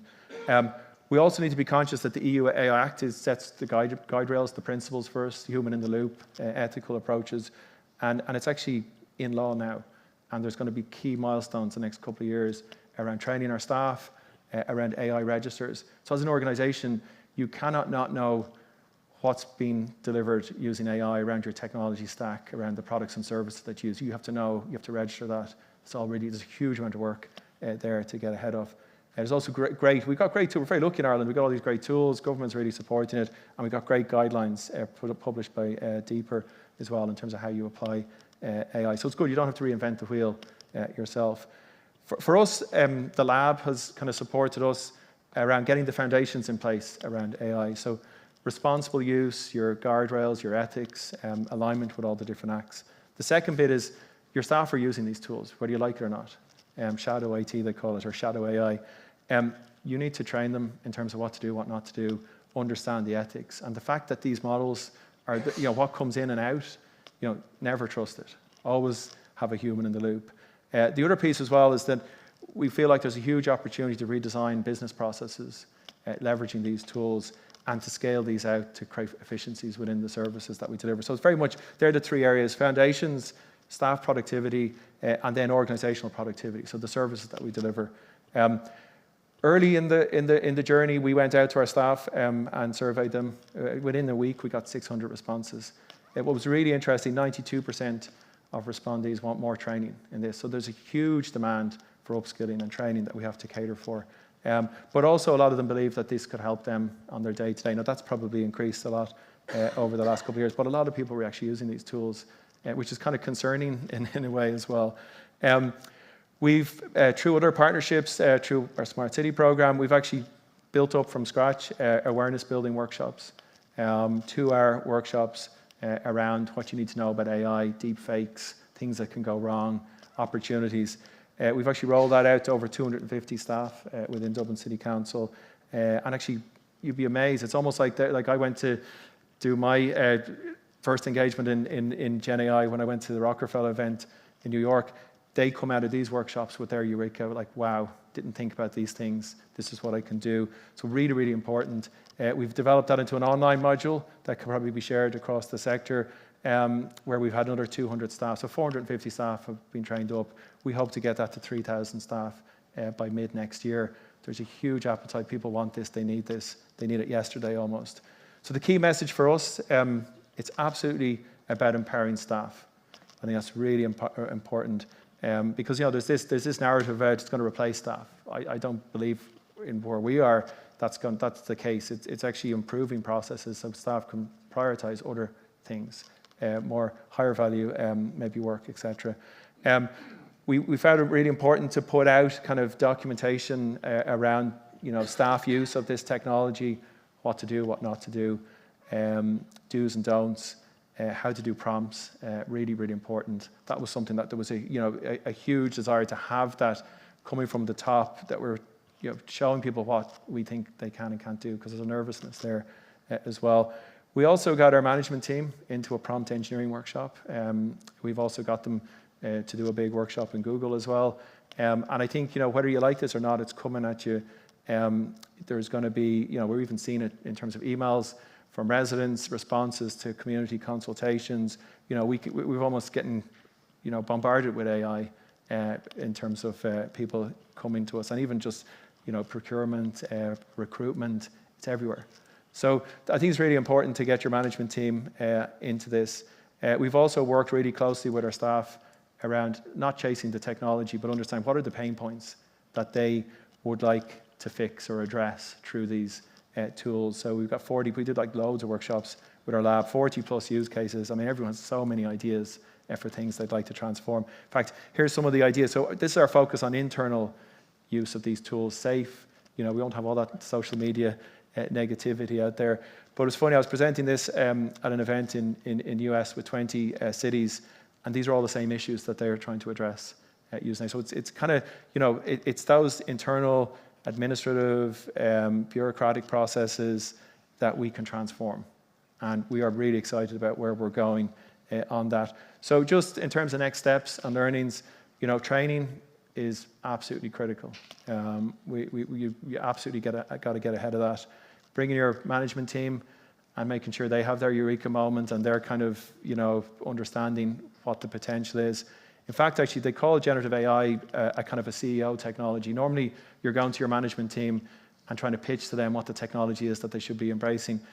In this case, they're using it and they're saying, we need to embrace this. So it's kind of an interesting new dynamic. But also, it's almost making data governance sexy. Data governance was everyone's like, why would we invest in that? Well, you can't do all these cool things in AI if you don't have your data sorted out, sensitivity labeling, structure, etc.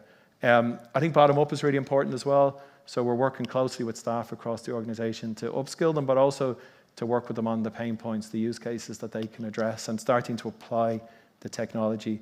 We're also bringing in expertise and know-how, and I think that partnership with the university and bringing in independent, expertise is really important. We will start bringing in more kind of industry partnerships now. We're putting a RFI out to the market. We're hoping to create a multi-party framework around companies that can help us deliver and scale enterprise solutions. And also then we're developing our strategy and roadmap for next year, because we have to be out there open and transparent. We're engaging with the unions. We're making sure everyone's super clear where we're going on this, why we're doing it, and there'll be no surprises and there'll be no more Brendans. So that's kind of our kind of journey, but I also think there's a huge opportunity to collaborate across the sector. I know that there's going to be an AI subgroup set up through the LGMA. I'm really excited about working on that. And it's something I think we all need to embrace and get ahead of the curve. So really excited to have been able to present here today. Thank you very much. Brendan has been retired to the basement down with the Vikings in Dublin City Council. Just goes to show you, it takes many different forms, AI. If you're thinking it's going to be the end of the world or the start of the world, it's probably somewhere in the middle. Right. One of the big challenges that every local authority here faces is the area of housing. Provision of housing, how do you allocate housing, repairs to housing, everything that goes on with housing. And for a long time, it was probably the source of most discontent amongst the primary users of local authorities, the tenants who would have that housing. So how do you deal with it? How can you get better at it? I'm delighted to welcome to the stage from Galway County Council. I think there's two of you. Is there two of you? There is.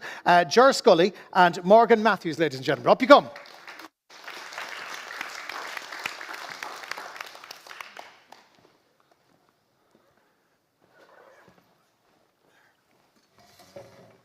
Sorry, lads. 2 seconds. Oh, yeah, you're good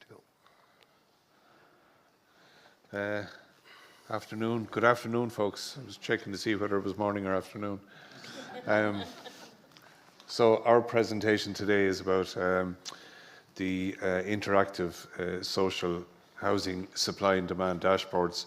In a nutshell, we display our live data housing supply and demand on a daily basis.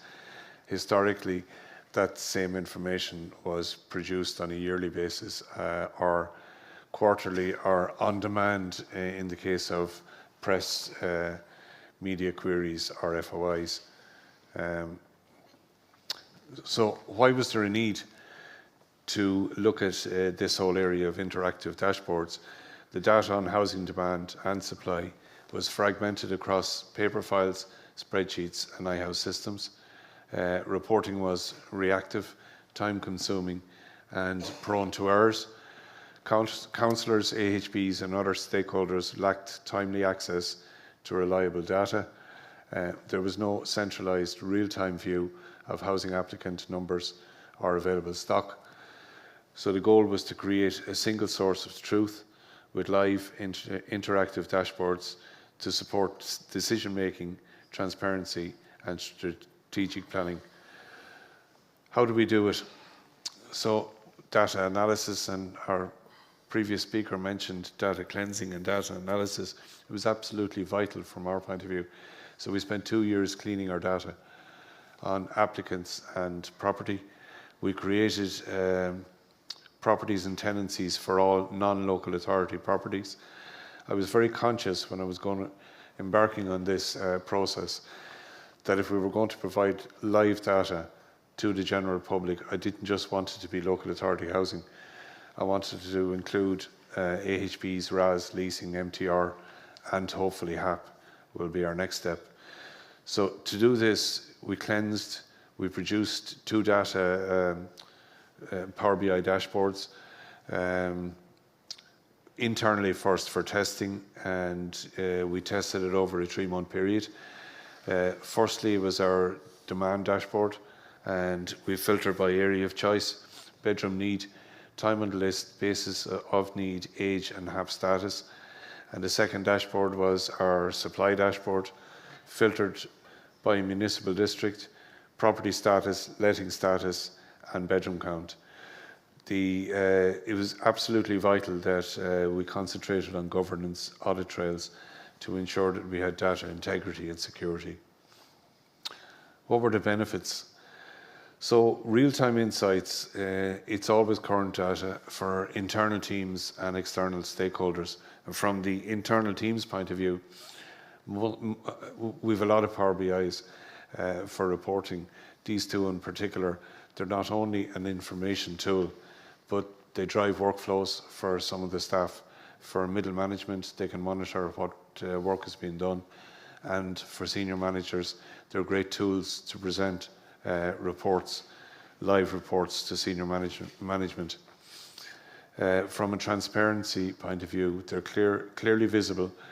Clear visibility into waiting lists and housing delivery. So when a query comes up in relation to how many are on our waiting list, we don't have to go through a huge amount of spreadsheets. It's live, it's there, and it's updated daily. It's efficient. It eliminated manual reporting and reduced routine queries. Scenario planning, it enables strategic analysis for capital planning and policy changes. And this was particularly important for developers, HSE and AHB. Prior to this, I used to get calls probably once every 3 weeks from developers asking for demand in a local area to establish whether they would try and source land to build, so that it would be built turnkeys or in the case of Part 5s, what level of demand and what the bed sizes were. Stakeholder engagement, councillors, AHBs, developers, press and the department can self-serve data, and the important term is self-serve, so they can choose what information they extract from our database, our dashboards, and improving responsiveness. What were the costs? Very little, to be honest. Initial investment in training, data cleansing, and dashboard design. I think from an IT point of view, it was IT's time, but also Microsoft licensing, change management.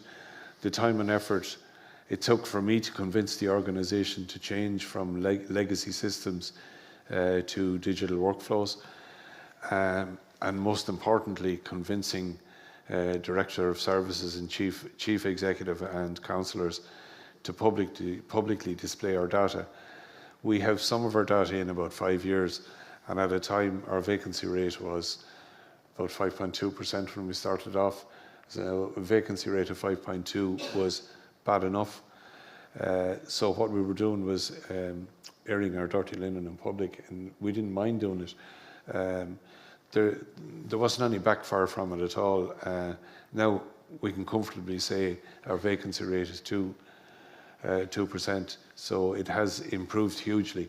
But over the 5-year period, we started off with demand and we moved to supply then about 2.5 years ago. I can safely say I did not receive any negative response from us publicly displaying our data. What were the difficulties we encountered? Again, I've mentioned it earlier, data quality. The legacy data required significant validation and cleansing. The 2 Power BIs that we produced and tested for a 3-month period, really why we did that was to show up what was wrong, and that assisted us in getting what was wrong right. User adoption. Some staff were hesitant to move away from familiar spreadsheets, and that change management took a bit of convincing. Technical setup, ensuring the secure access, performance tuning, and dashboard responsiveness, and I'll leave that to my colleague Morgan to deal with. Cross-department coordination, aligning data definitions and workflow across teams within housing and within the organisation in general. What were the savings? The development of the interactive housing dashboards strongly aligned with the National Digital Strategy, the digital public service, trust in digital and digital skills. Time and cost savings, there was a significant reduction in manual reporting, data requests and spreadsheet maintenance. Staff time is now focused on service delivery and strategic planning. Improved decision making, real-time data enables fast evidence-based decisions on allocation, housing delivery and acquisition, land acquisition. And that's vital from the developer's point of view. Governance and compliance, standardized reporting. Our 2 dashboards are based on iReport 19 and iReport 110. 19 is basically the SSHA, and iReport 110 is basically part of the, I think it's the first 3 questions on our NOAC returns and the last 2. Stakeholder confidence. Councillors, AHB, HSE, NGOs, media and the department have direct access to reliable, up-to-date data, reducing routine queries and improving responsiveness, and the public engagement. Anonymised dashboards providing clarity on waiting lists, delivery times and reducing misinformation. And I have spoken to some councillors, and when they talk to their clients, they have actually pulled up our website to show that there are very little availability in vacant stock, and they've used that with their clients in their offices. So I know they're using that for that benefit as well. Why was there a need to innovate? This transformation was not just a technical upgrade, it was a strategic response to increasing service demands, rising expectation for transparency and responsiveness, and the limitations of our legacy systems. I'll just go into our dashboard now. Well, Morgan will go into it.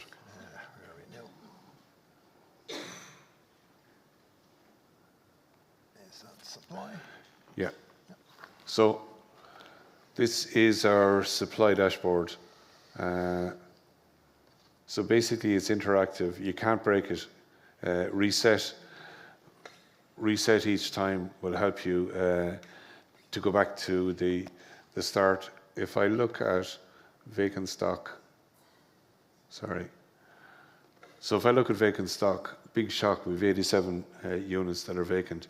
But if I drill down into that even further, and I take local authority vacant stock, so that's not too bad, we've 9. So each time I select a filter, all of the tables change, and they show me exactly what I'm trying to look for.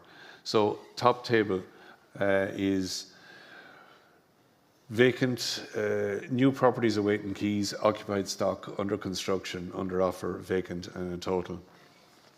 So obviously they say what the new properties awaiting keys and under construction are anything that are coming at us in the next 6 to 9 months. Awaiting keys are 6 months, under construction are 9 months.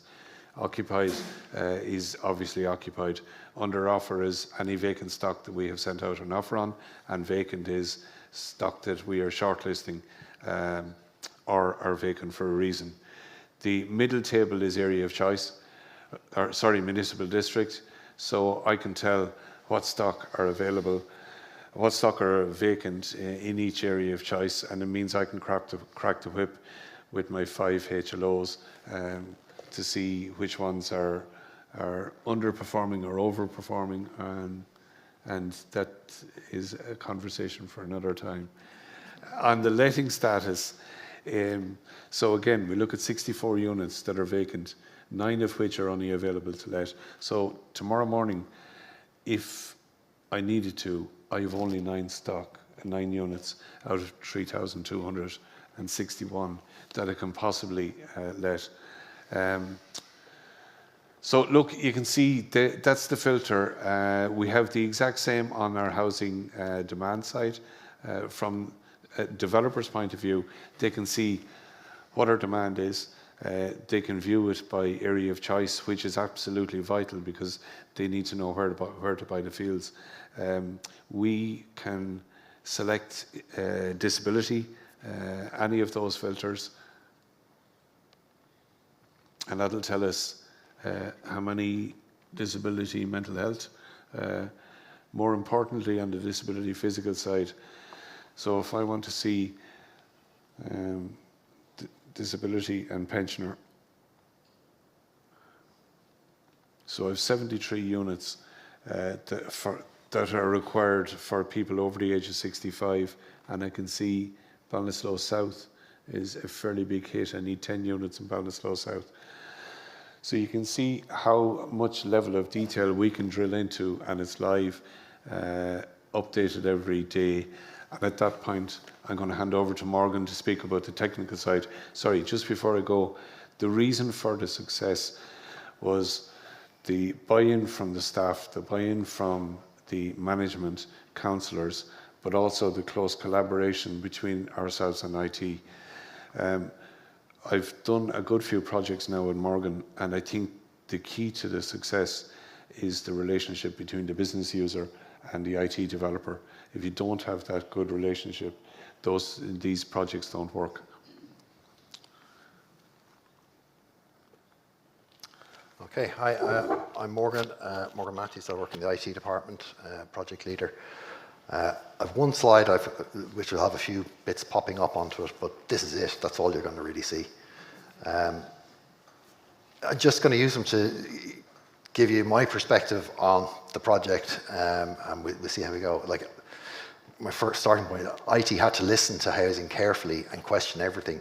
We had to understand their terminology, the reasons for the outliers in the data, why were there gaps, question all the assumptions, look at their processes, figure out why the data was quite dirty to begin with, and so we spent 2 years at that.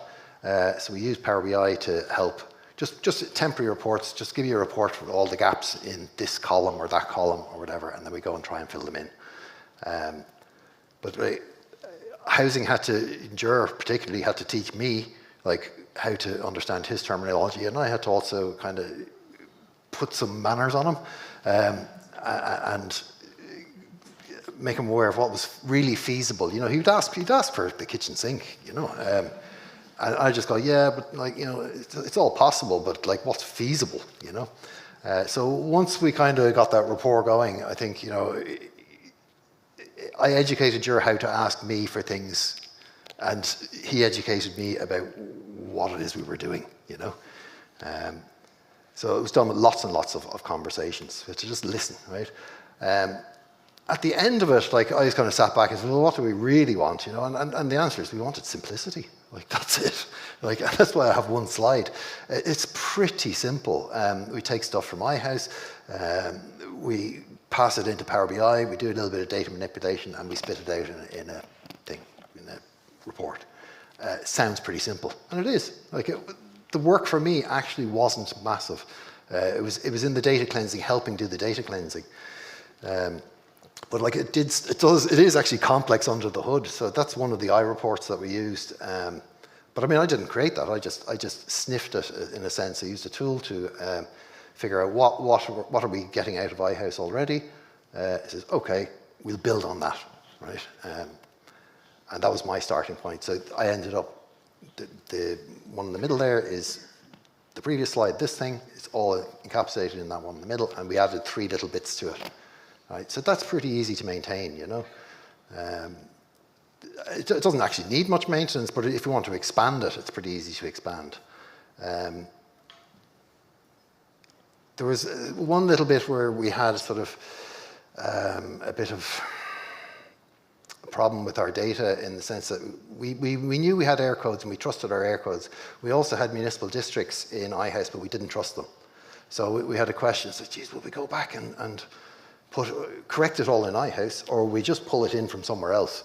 And that's the only bit of real, apart from the vision, which is quite ingenious, that's the only real bit of ingenuity that I applied. I said, well, actually, we can get that information from over here. We got it from the geodirectory where we trusted it. We knew our air codes were good. We said, we'll just pull in the MD from there, and we won't even bother trying to fix it in iHouse. We don't really care where it comes from. So we had a vision of what we wanted. Ultimately, for each report, I end up with one query. So when that comes into Power BI, it's very easy to manage. I do all the heavy lifting kind of internally. This is the wrong slide for this audience, maybe. But in Power BI, that's the extent of my configuration or report. It all fits on one text document that you can see on the screen there. And basically, it's just a bunch of find and replaces, and to simplify the data, to change the terminology, to make it kind of understandable. Then we went and we built it. There wasn't really much to do with it. So because we'd done all the heavy lifting internally on SQL Server, building it was relatively easy. The coding was done in days, not you know, hours or days, no more than that. What we ended up with was sort of a simple, hopefully it's complex data presented simply or relatively simply. The accuracy on our data, like that was absolutely critical. You couldn't do any of this without trusting your data. So we applied a little bit of ingenuity, we used a little bit of flexibility, and actually going back to this, all the bits that we used were existing already. We didn't buy anything. Right? Ger says we bought some licenses. We only bought more licenses because it was working so well. Right? We had some, and we said, actually, we don't have enough. And when you publish these things publicly, you don't actually need a license at all. So it's kind of a weird one with Microsoft. If you use it internally, you must have a license, but just one of those things they do. So yeah, simplicity, accuracy, ingenuity, a little bit of ingenuity. You don't want to blow our own trumpets too hard. A bit of flexibility, stability, and it ended up in serenity. We trust it. You know, it works. It absolutely works. No more FOI requests. Just go and look yourself, you know. That's it. Brilliant. Thank you very much, Ger and Morgan. We'll bring you back up for the panel discussion in a minute. Right, Shabi, we are going to move on to the LGMA survey, including the special theme on branding. A really interesting presentation. Bernie O'Donoghue-Hines, ladies and gentlemen.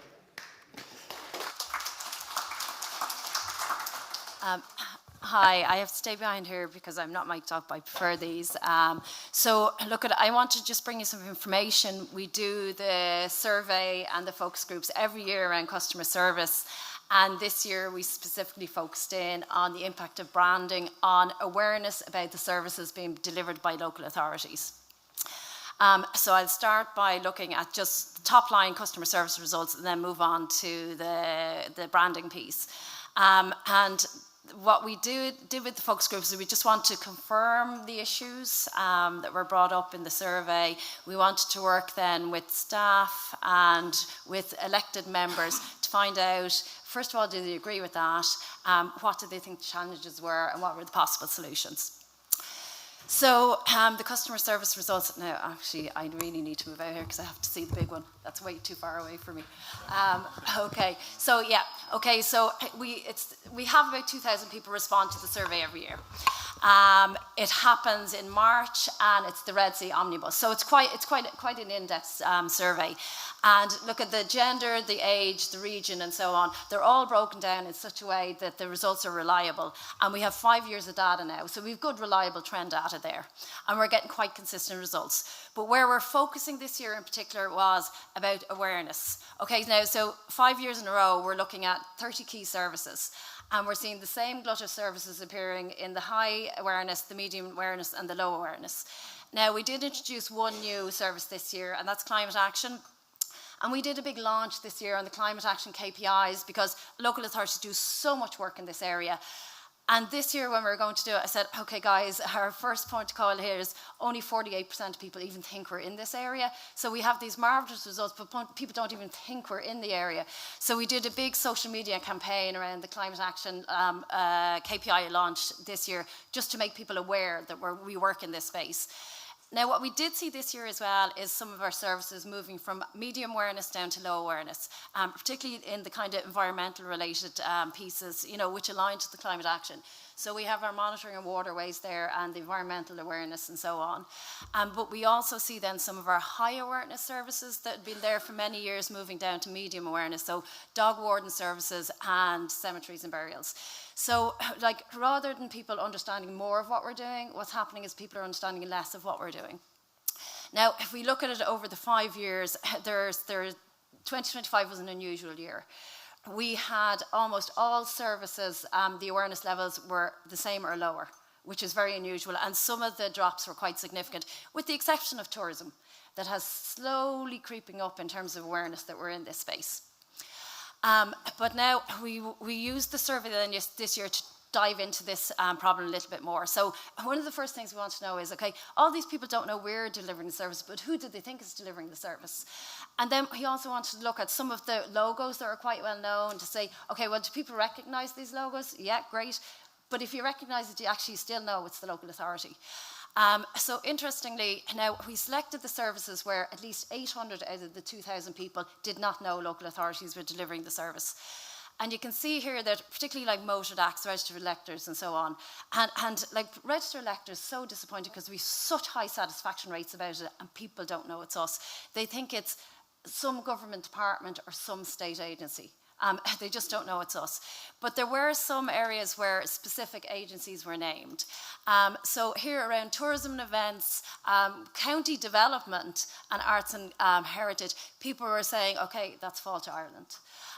Then around the monitoring waterways, environmental protection awareness, enforcement, so on, EPA.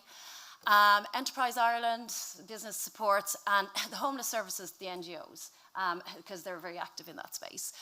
So really, what we're seeing though is a lot of the areas where people are being associated with rather than us, they were there first. A lot of them are the services that were moved over to us in the reform, but they're there first, they're very well known, and we haven't been able to make an impact. Now, we showed people these logos you're all familiar with, and you can see a lot of people really recognise these logos, like our local enterprise boards, and we asked the Dublin people about the Dublin Fire Brigade and so on. So a lot of awareness there. When we asked then, okay, do you actually know it's the local authority? And not really. Now, it's lower in some than others, but really what it's telling us is that this logo awareness is not translating into an awareness that it's the local authorities. Like that should be much, much higher. It just should be much closer. So we moved on then to focus groups then to try and explore it. So we had a lot of participation there. 4 of the focus groups were with the public, 4 with local authorities, 3 with staff members and 1 with the elected members. And what we're trying to do there is identify the branding related issues, what are the challenges and what are the solutions. So then with the public, okay, we carried out a poll though, just to make sure that the people involved were representative of the national survey pieces, and they were. So then we needed to hone in on several of the services. We couldn't keep it open. So these are key services for us, and to ask them, why, if you are aware about them, why were you aware? If you're not aware of them, why were you not aware? So these are the kind of things that were coming up then. So with tourism, okay, who is supplying the service? Yet again, everybody thought it was Fall to Ireland. Then they didn't realise the local. Now, 5 years we're doing focus groups, and 5 years people are saying to us, "We didn't know you were doing so much. You have to tell us about it." Now there were some people who were aware. Now, it varied dramatically from local authority to local authority. Some local authorities, like Fingal, were mentioned as being prolific and brilliant. But I live quite near Fingal, and I do see they are prolific and they are brilliant. But they have a very young, vibrant population, a lot of really young families. They have an awful lot of parks and so on. So their profile is quite different to a lot of the other local authorities. Then the business side, so everybody again thinking it's Enterprise Ireland, so confirming what we're seeing in the survey. Now, even those who had used the Leo offices walked into the local authority, thought they were renting the office in the building. They didn't realise they belonged to the local authorities. So there's a big, and it came up in the focus groups quite a bit, the Enterprise Ireland are really good at this and we're really bad at it. Now, the people who did know, it was worked in the local authority previously, so they knew through that, or through family and friends, or through the school enterprise programme. So, but nothing about through advertisement, nothing at all. Then with our, what are the fire services there, so the fire service guy. So they never thought about it, they just assumed it was like the ambulance services, probably the HSE. Never thought about it. Now, those that did, now we did see in Cork City, our participants in Cork City, they knew because there's a big fire station with a big logo on the front, and they know it's Cork City Council. But also people did mention advertising here. So there were some people who had heard Halloween ads and it mentioned the local authority specifically. Our homeless services and traveller accommodation. People thinking it's the national, the voluntary groups or national government. Now, people felt we were deliberately not letting them know we were involved in this space because it's a contentious area. When you think of how many resources go into this and that nobody knows we're there.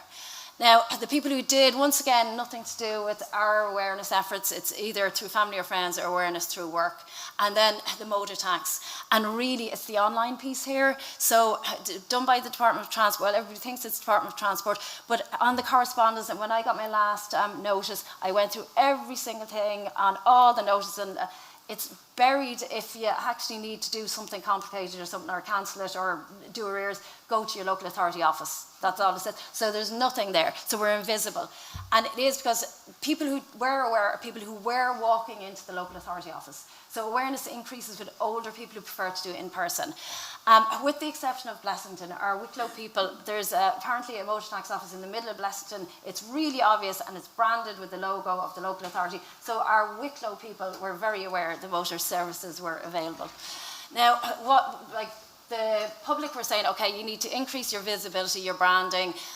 Now, we did ask about terminology, and there was a lot of confusion about terminology. Some people using the term councils, other people using local authority, others using local government. There is a lot of confusion about that, and it's adding to the confusion about delivery of services. And once again, people in the public saying we just need to do more, tell them more, and this comes up every single year.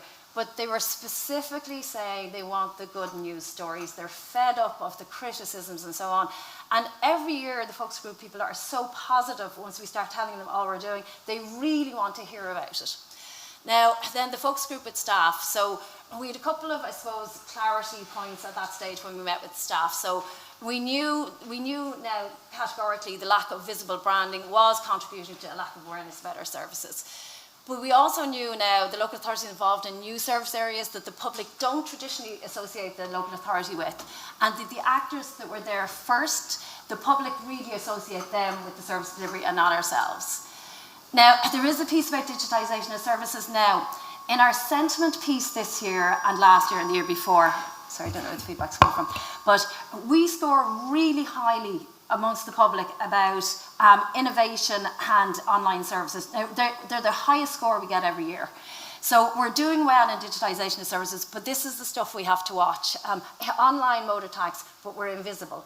So it's to digitise and keep our visibility out there. Because it did come up with the public as well. They remember our brands outside, in the parks and so on.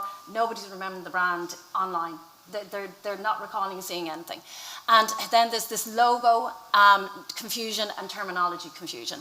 So we met with the focus group people to explore that.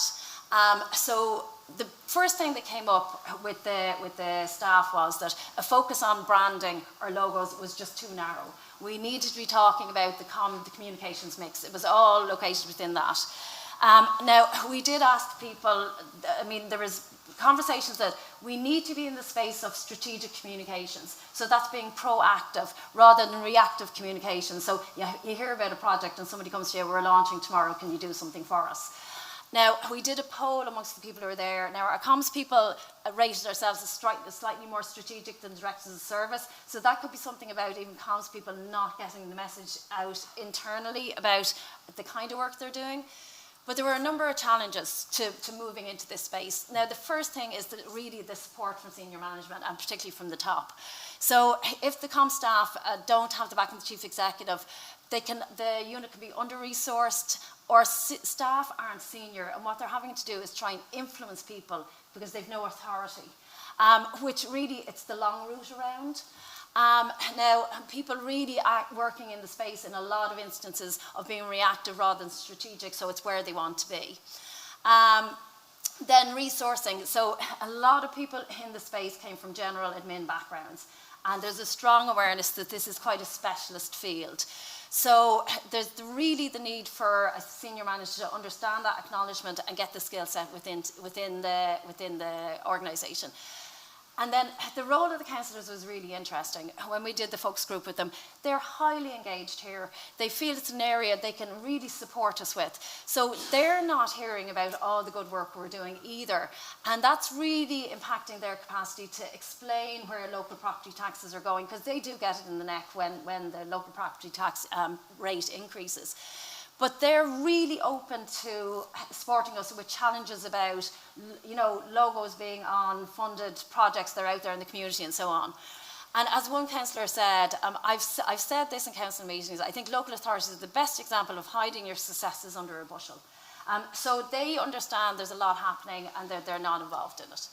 Now, there are operational challenges as well as those challenges. So branding guidelines. So all staff need to understand and utilise the branding guidelines. However, there's challenges ensuring adherence when you have a small comms team or when you've new staff coming in constantly. Now, in terms of some of the quotes, so you see there's added complications. So when you're dealing with different municipal districts that may not feel that they're that tied to the core, but they have to understand they're part of the branding piece as well. And then there is this piece about even not all staff are bought into it. So it's that cultural piece that needs to happen. And multiple brands and logos. Now, this came up quite a lot. There's this dilution of the overall brand when there's too much going on. And some of the quotes there. So there's so many brands, you'd be confused, you really don't know who it is. But this caution about marketeers, the first thing they suggest for every new project is a new logo. And that is a theme that has come up quite a lot and something we really, really need to mind. And then this issue has come up, and some of you have dealt with it already, some of you are about to deal with it. Some of the councillors are very wedded to the old crest. Now, not just the councillors, even some of the staff. And they think it's marketing jingoism, that it'll dilute, you know, what they feel they represent. Then there's the real challenge for us now. We're involved in so many partnerships, working with so many third parties, contractors and so on.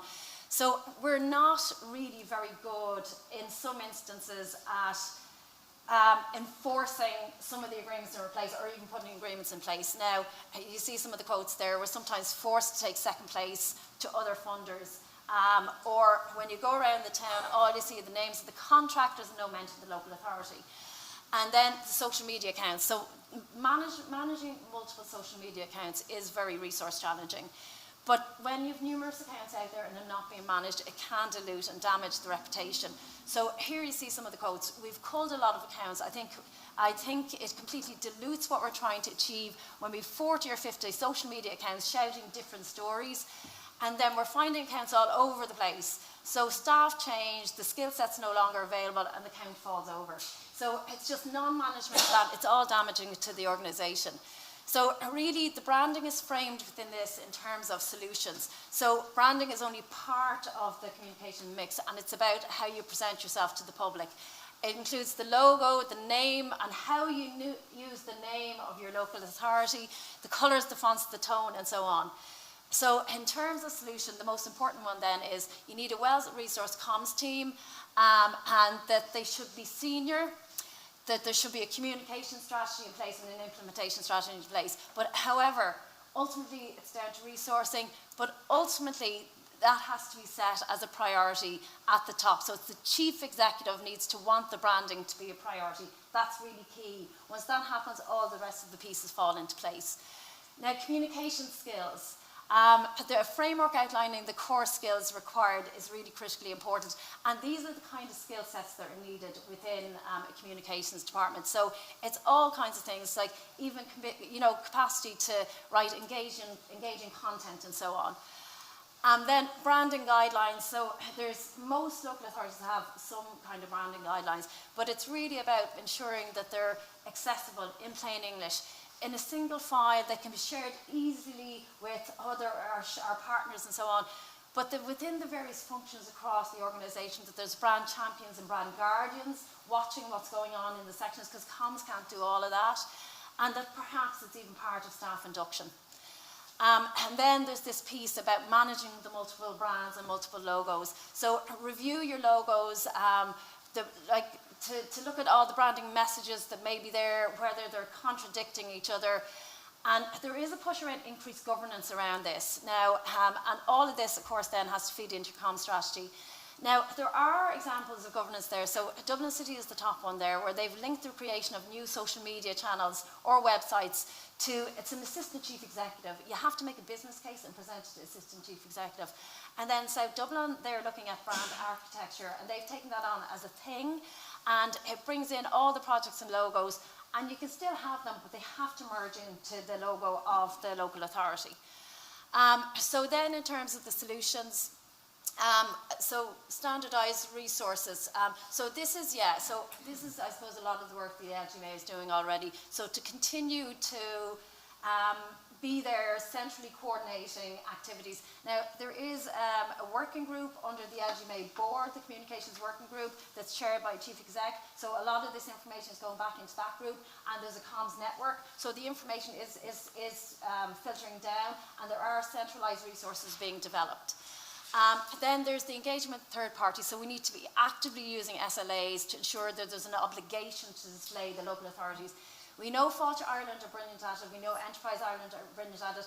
EU funding, we're all absolutely, it's indoctrinated into us that we have to use it.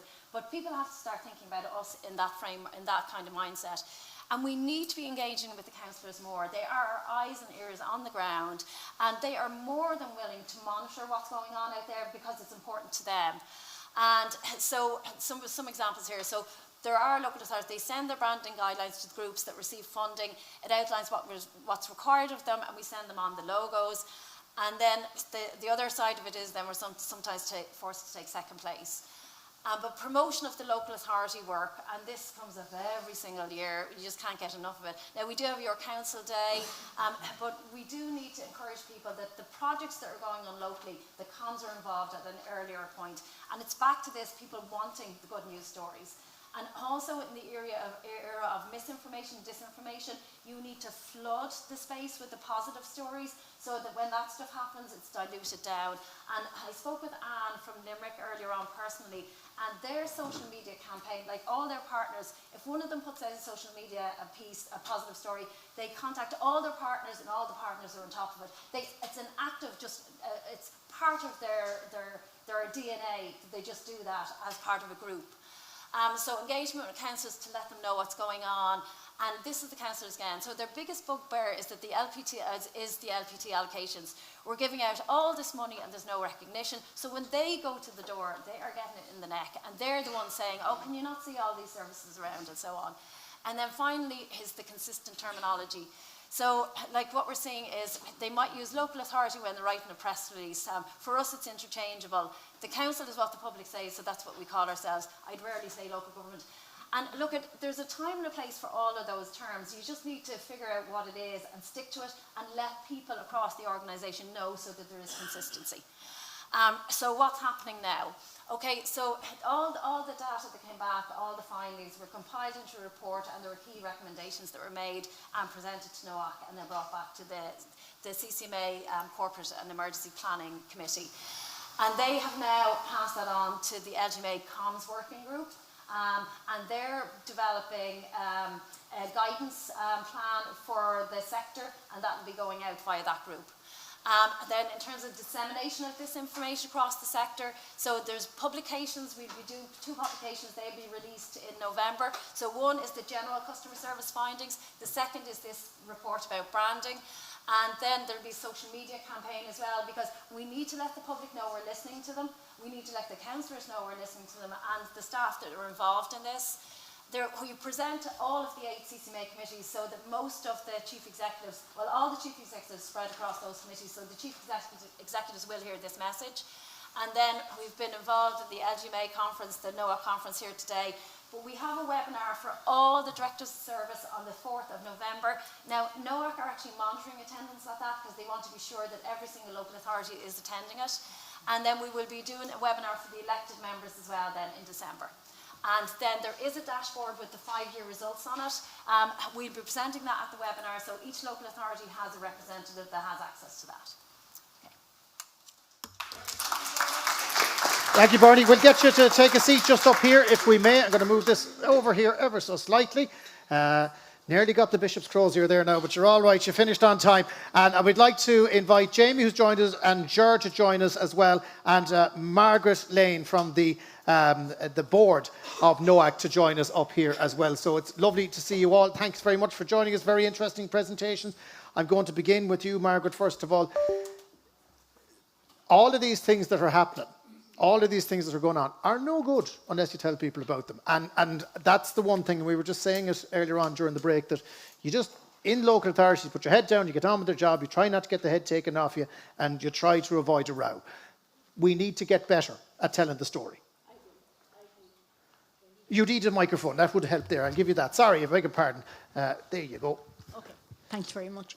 Yeah, I agree totally. I mean, NOAC has an oversight role, but it also has a role in promoting good performance that we see in local authorities. Now, we gather that through our own scrutiny meetings and also through our KPI reports. And a seminar like today, when we have customer service, we also have a good practice seminar, which we hold once a year. And we look through our various interactions with local authorities to see where there are areas of good practice and promote that and try and ensure that it's kind of relevant, but also that it gets communicated right across the different sectors as well. And like as part of our scrutiny process now as well, those meetings are now being recorded, and they're also being put up on our website for people to see. And currently we're developing our own strategy as well, and a key part of that is understanding all of the data that we have and how we can use that to promote local authorities more as well. I mean, the only thing about this is an evolution. You can argue that this is the lowest point it's going to be, because from now on it's just going to keep getting better and better, and the communication across local authorities from NOAC to the local authorities is going to get better. Absolutely, yeah, and to make sure that it's relevant information. I mean, there's a huge amount of data there, and as part of our strategy is to see exactly the data we have, but how that can be, I suppose, get it out to people. People can interrogate it and make it available in a user-friendly way, so that they can use it with us necessarily producing the reports one after the other. And that's a key part of our own strategy, which we're now looking at as well. Jamie, I'm going to go back to poor old Brendan, who is no longer with us. the great thing about this is it's important to fail fast, isn't it? If you are going to make a mistake, and I hate to break it to you lads, you're going to make mistakes. It's the most obvious thing in the world, that you pick yourself up and you move on as quick as you can. Yeah, absolutely, because sometimes one mistake, I suppose fail fast because you can spend an awful lot of effort and time thinking you've got the best project going, and then all of a sudden it fails and you're like, maybe I should have put it out there a little bit sooner, or maybe it's not what the customer wants. Absolutely. So I think it's definitely part of the mantra. Sometimes we like to hide failures as well, but it's good to kind of share learnings and experience. And I think it's just a word of caution in terms of sometimes if you're working with a certain group, you have a certain perspective. Everyone thinks this is the best idea ever. And all of a sudden you go out and your customers don't like it. So it's really really important to kind of have that service design and engage with the right people. But also not to panic. Yeah. I mean, you saw all the things going up there. But by the way, don't ever look at social media.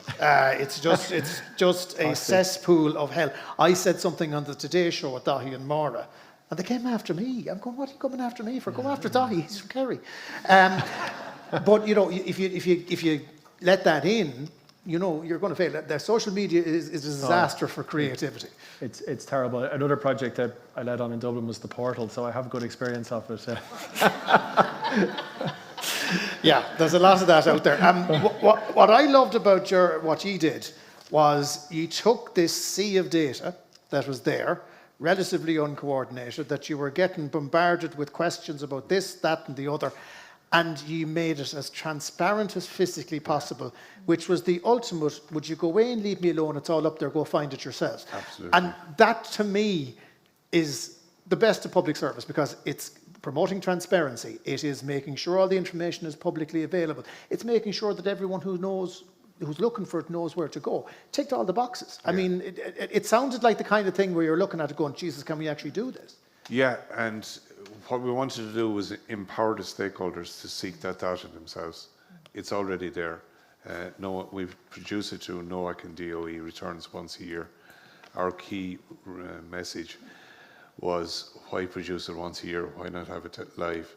If a developer wants to find a field to build 200 units, he needs to follow the demand. If he needs to find where the demand is, it's on our website. And I have to say, all of our developers, and there's quite a large amount of them in Galway, all of the developers use it on a regular basis. Our stakeholders, the HSE, try to use it to establish where there's pockets of disability mental health, for example, disability physical. So the HSE can establish, are they targeting the right areas within Galway? With resources. With resources, exactly. So, for example, one of the mental hospital in Ballinasloe closed up. It was obvious that some of the clients were going out into the community, so they needed to put resources there. Our dashboard will show that straight away. It shows what level of mental health we have in Galway, 700 units out of 3,200, but our dashboard can show those figures to them. So they need to realise, they can see from those dashboards what level of demand is required for an area. Now, the only thing about it is that's almost a happy corollary. That wasn't the rationale for setting out in the way that you did, but now all of this information is available. Others are going to be able to use it, and it becomes a true public service. Yeah, and I suppose the important thing is this is scalable. Galway did it, but it's iReport 19 and iReport 110. Every single local authority have the same reports. So there's no reason why this can't be a national report. Yeah. And that's the important point. Yeah, and again, it's just the coordination part, which we come back to, and Noah can lead the charge on that. Bernie, the one thing that you've said, and it's close to my heart, and we were having this conversation in this very room 2 weeks ago, empower your comms people. Make sure that they are aware of what's going on. It's easy to sit there with the weight of all the problems of the organisation on your shoulders. They should be pushing out the good stuff as well. Yeah, and look, there's a lot of variation across the local authorities. Some of them are very, very advanced and have very big teams, and some of them are new to the area and may have one part-time person or one or two people. So look, at what helps, I suppose, is that there is that central coordination, and it really does help that there is the comms network across the sector. So, like, if you're new to it, there are people around you that can guide you, and it is where best practice and so on can happen. Now, the LGMA Comms unit, they're running training and workshops on a regular basis, and that's where people can come in and dive into certain subjects so that people don't feel alone, because it can be a kind of strange space to be in. Well, it's the fear of putting something out there. It's the biggest thing that holds you back is saying something that mightn't be 100% right, and as a result you end up refusing to do anything and none of the good news gets out. Absolutely, and that's why if you're surrounded by people who've done it and walked the walk previously, they can give you that kind of support and reassurance. So you have a network of people, even if things suddenly happen. You have people that you can actually go to who've been through that, who can actually support you. So like I say, it's a different journey for each local authority. They're all at different levels, but there is somewhere they can all come together and work through a lot of these unusual or first-time experience for some people or unusual situations. Okay, talk to me, Cúpla Ceist on or Laura. We'll take some questions from the floor before we wrap up. If you have a question, Laura Suas, hang on, I'll give Jerry the microphone there if I may. We'll pass it in there. Pass the parcel, please, if you don't mind, Arlene. Thanks. Jerry McDermott from Fingal County Council.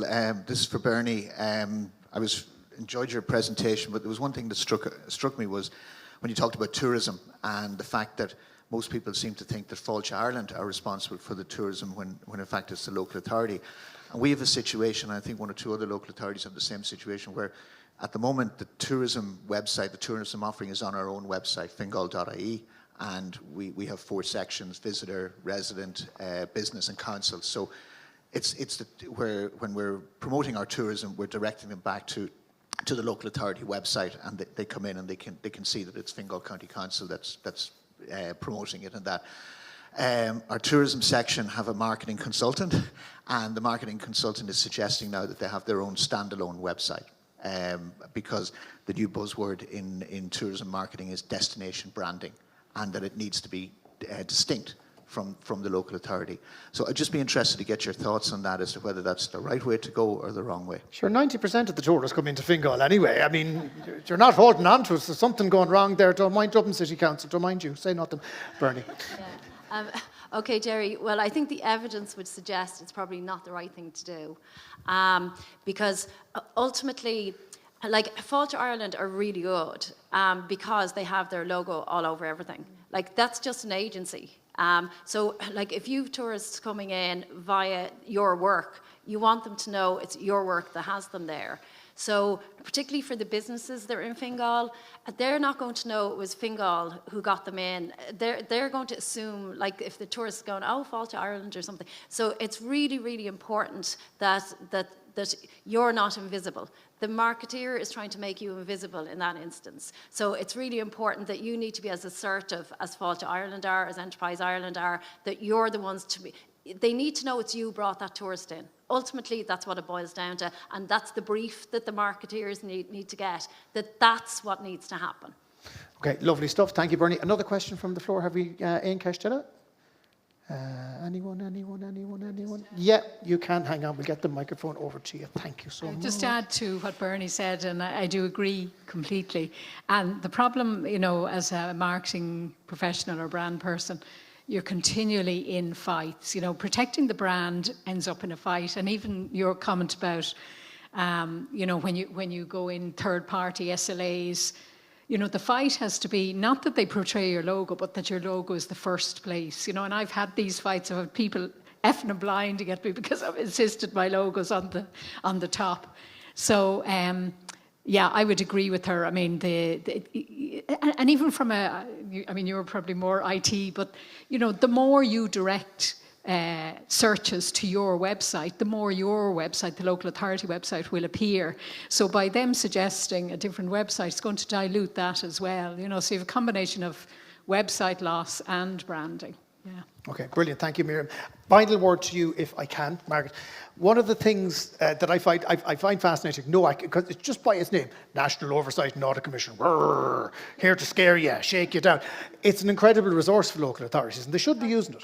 Absolutely. And we're 11 years in existence, so we have 11 years of very valuable data. We have a website. It's probably not as user-friendly as it could be. And I think it's incumbent on us now to make that data available in a relevant way for each local authority, because there's incredible information capture there. We've done thematic reports on various things as well. So yes, it is a key part, as I said, of our strategy now as to how we can get that information out there to really help local authorities to look at their activities. And I suppose the important thing is let it be a two-way street as well. It Oh, shouldn't all be absolutely, NOAC giving yeah. you the information. It should be you going to Claire and Alan and members of NOAC and saying, Exactly, well, yeah. here's an idea. The best ideas always come from the shop floor. My father was a retailer Exactly, yeah. all his life, and that was the one thing he consistently said. Ladies and gentlemen, huge round of applause for our panel of Jamie, Ger, thank you, I'll take that off you there, Bernie and Margaret. We'll leave you go down, guys. Thank you very much indeed. That is it, ladies and gentlemen, for this particular event. I thank you so much for the ideas that have been brought here. As I said, bring them back with you. More importantly, we want to hear from the local authorities who weren't on the stage at next year's event, because there will be things going on that you mightn't even realise yet about the significance that they're having in your communities. And ultimately, you are all servants of the communities you live in. And as a result of that, you see the best and the brightest of people. And let's bring that out a little bit more. The good news for you all is that lunch is being served in Kilkenny Design, which is directly across the road from the castle. Just don't get knocked down between here and there, and you'll have a lovely lunch. On behalf of everybody from NOAC, Garamila Mohag of Galway, thank you so much for attending, and safe home to you all. Thank you.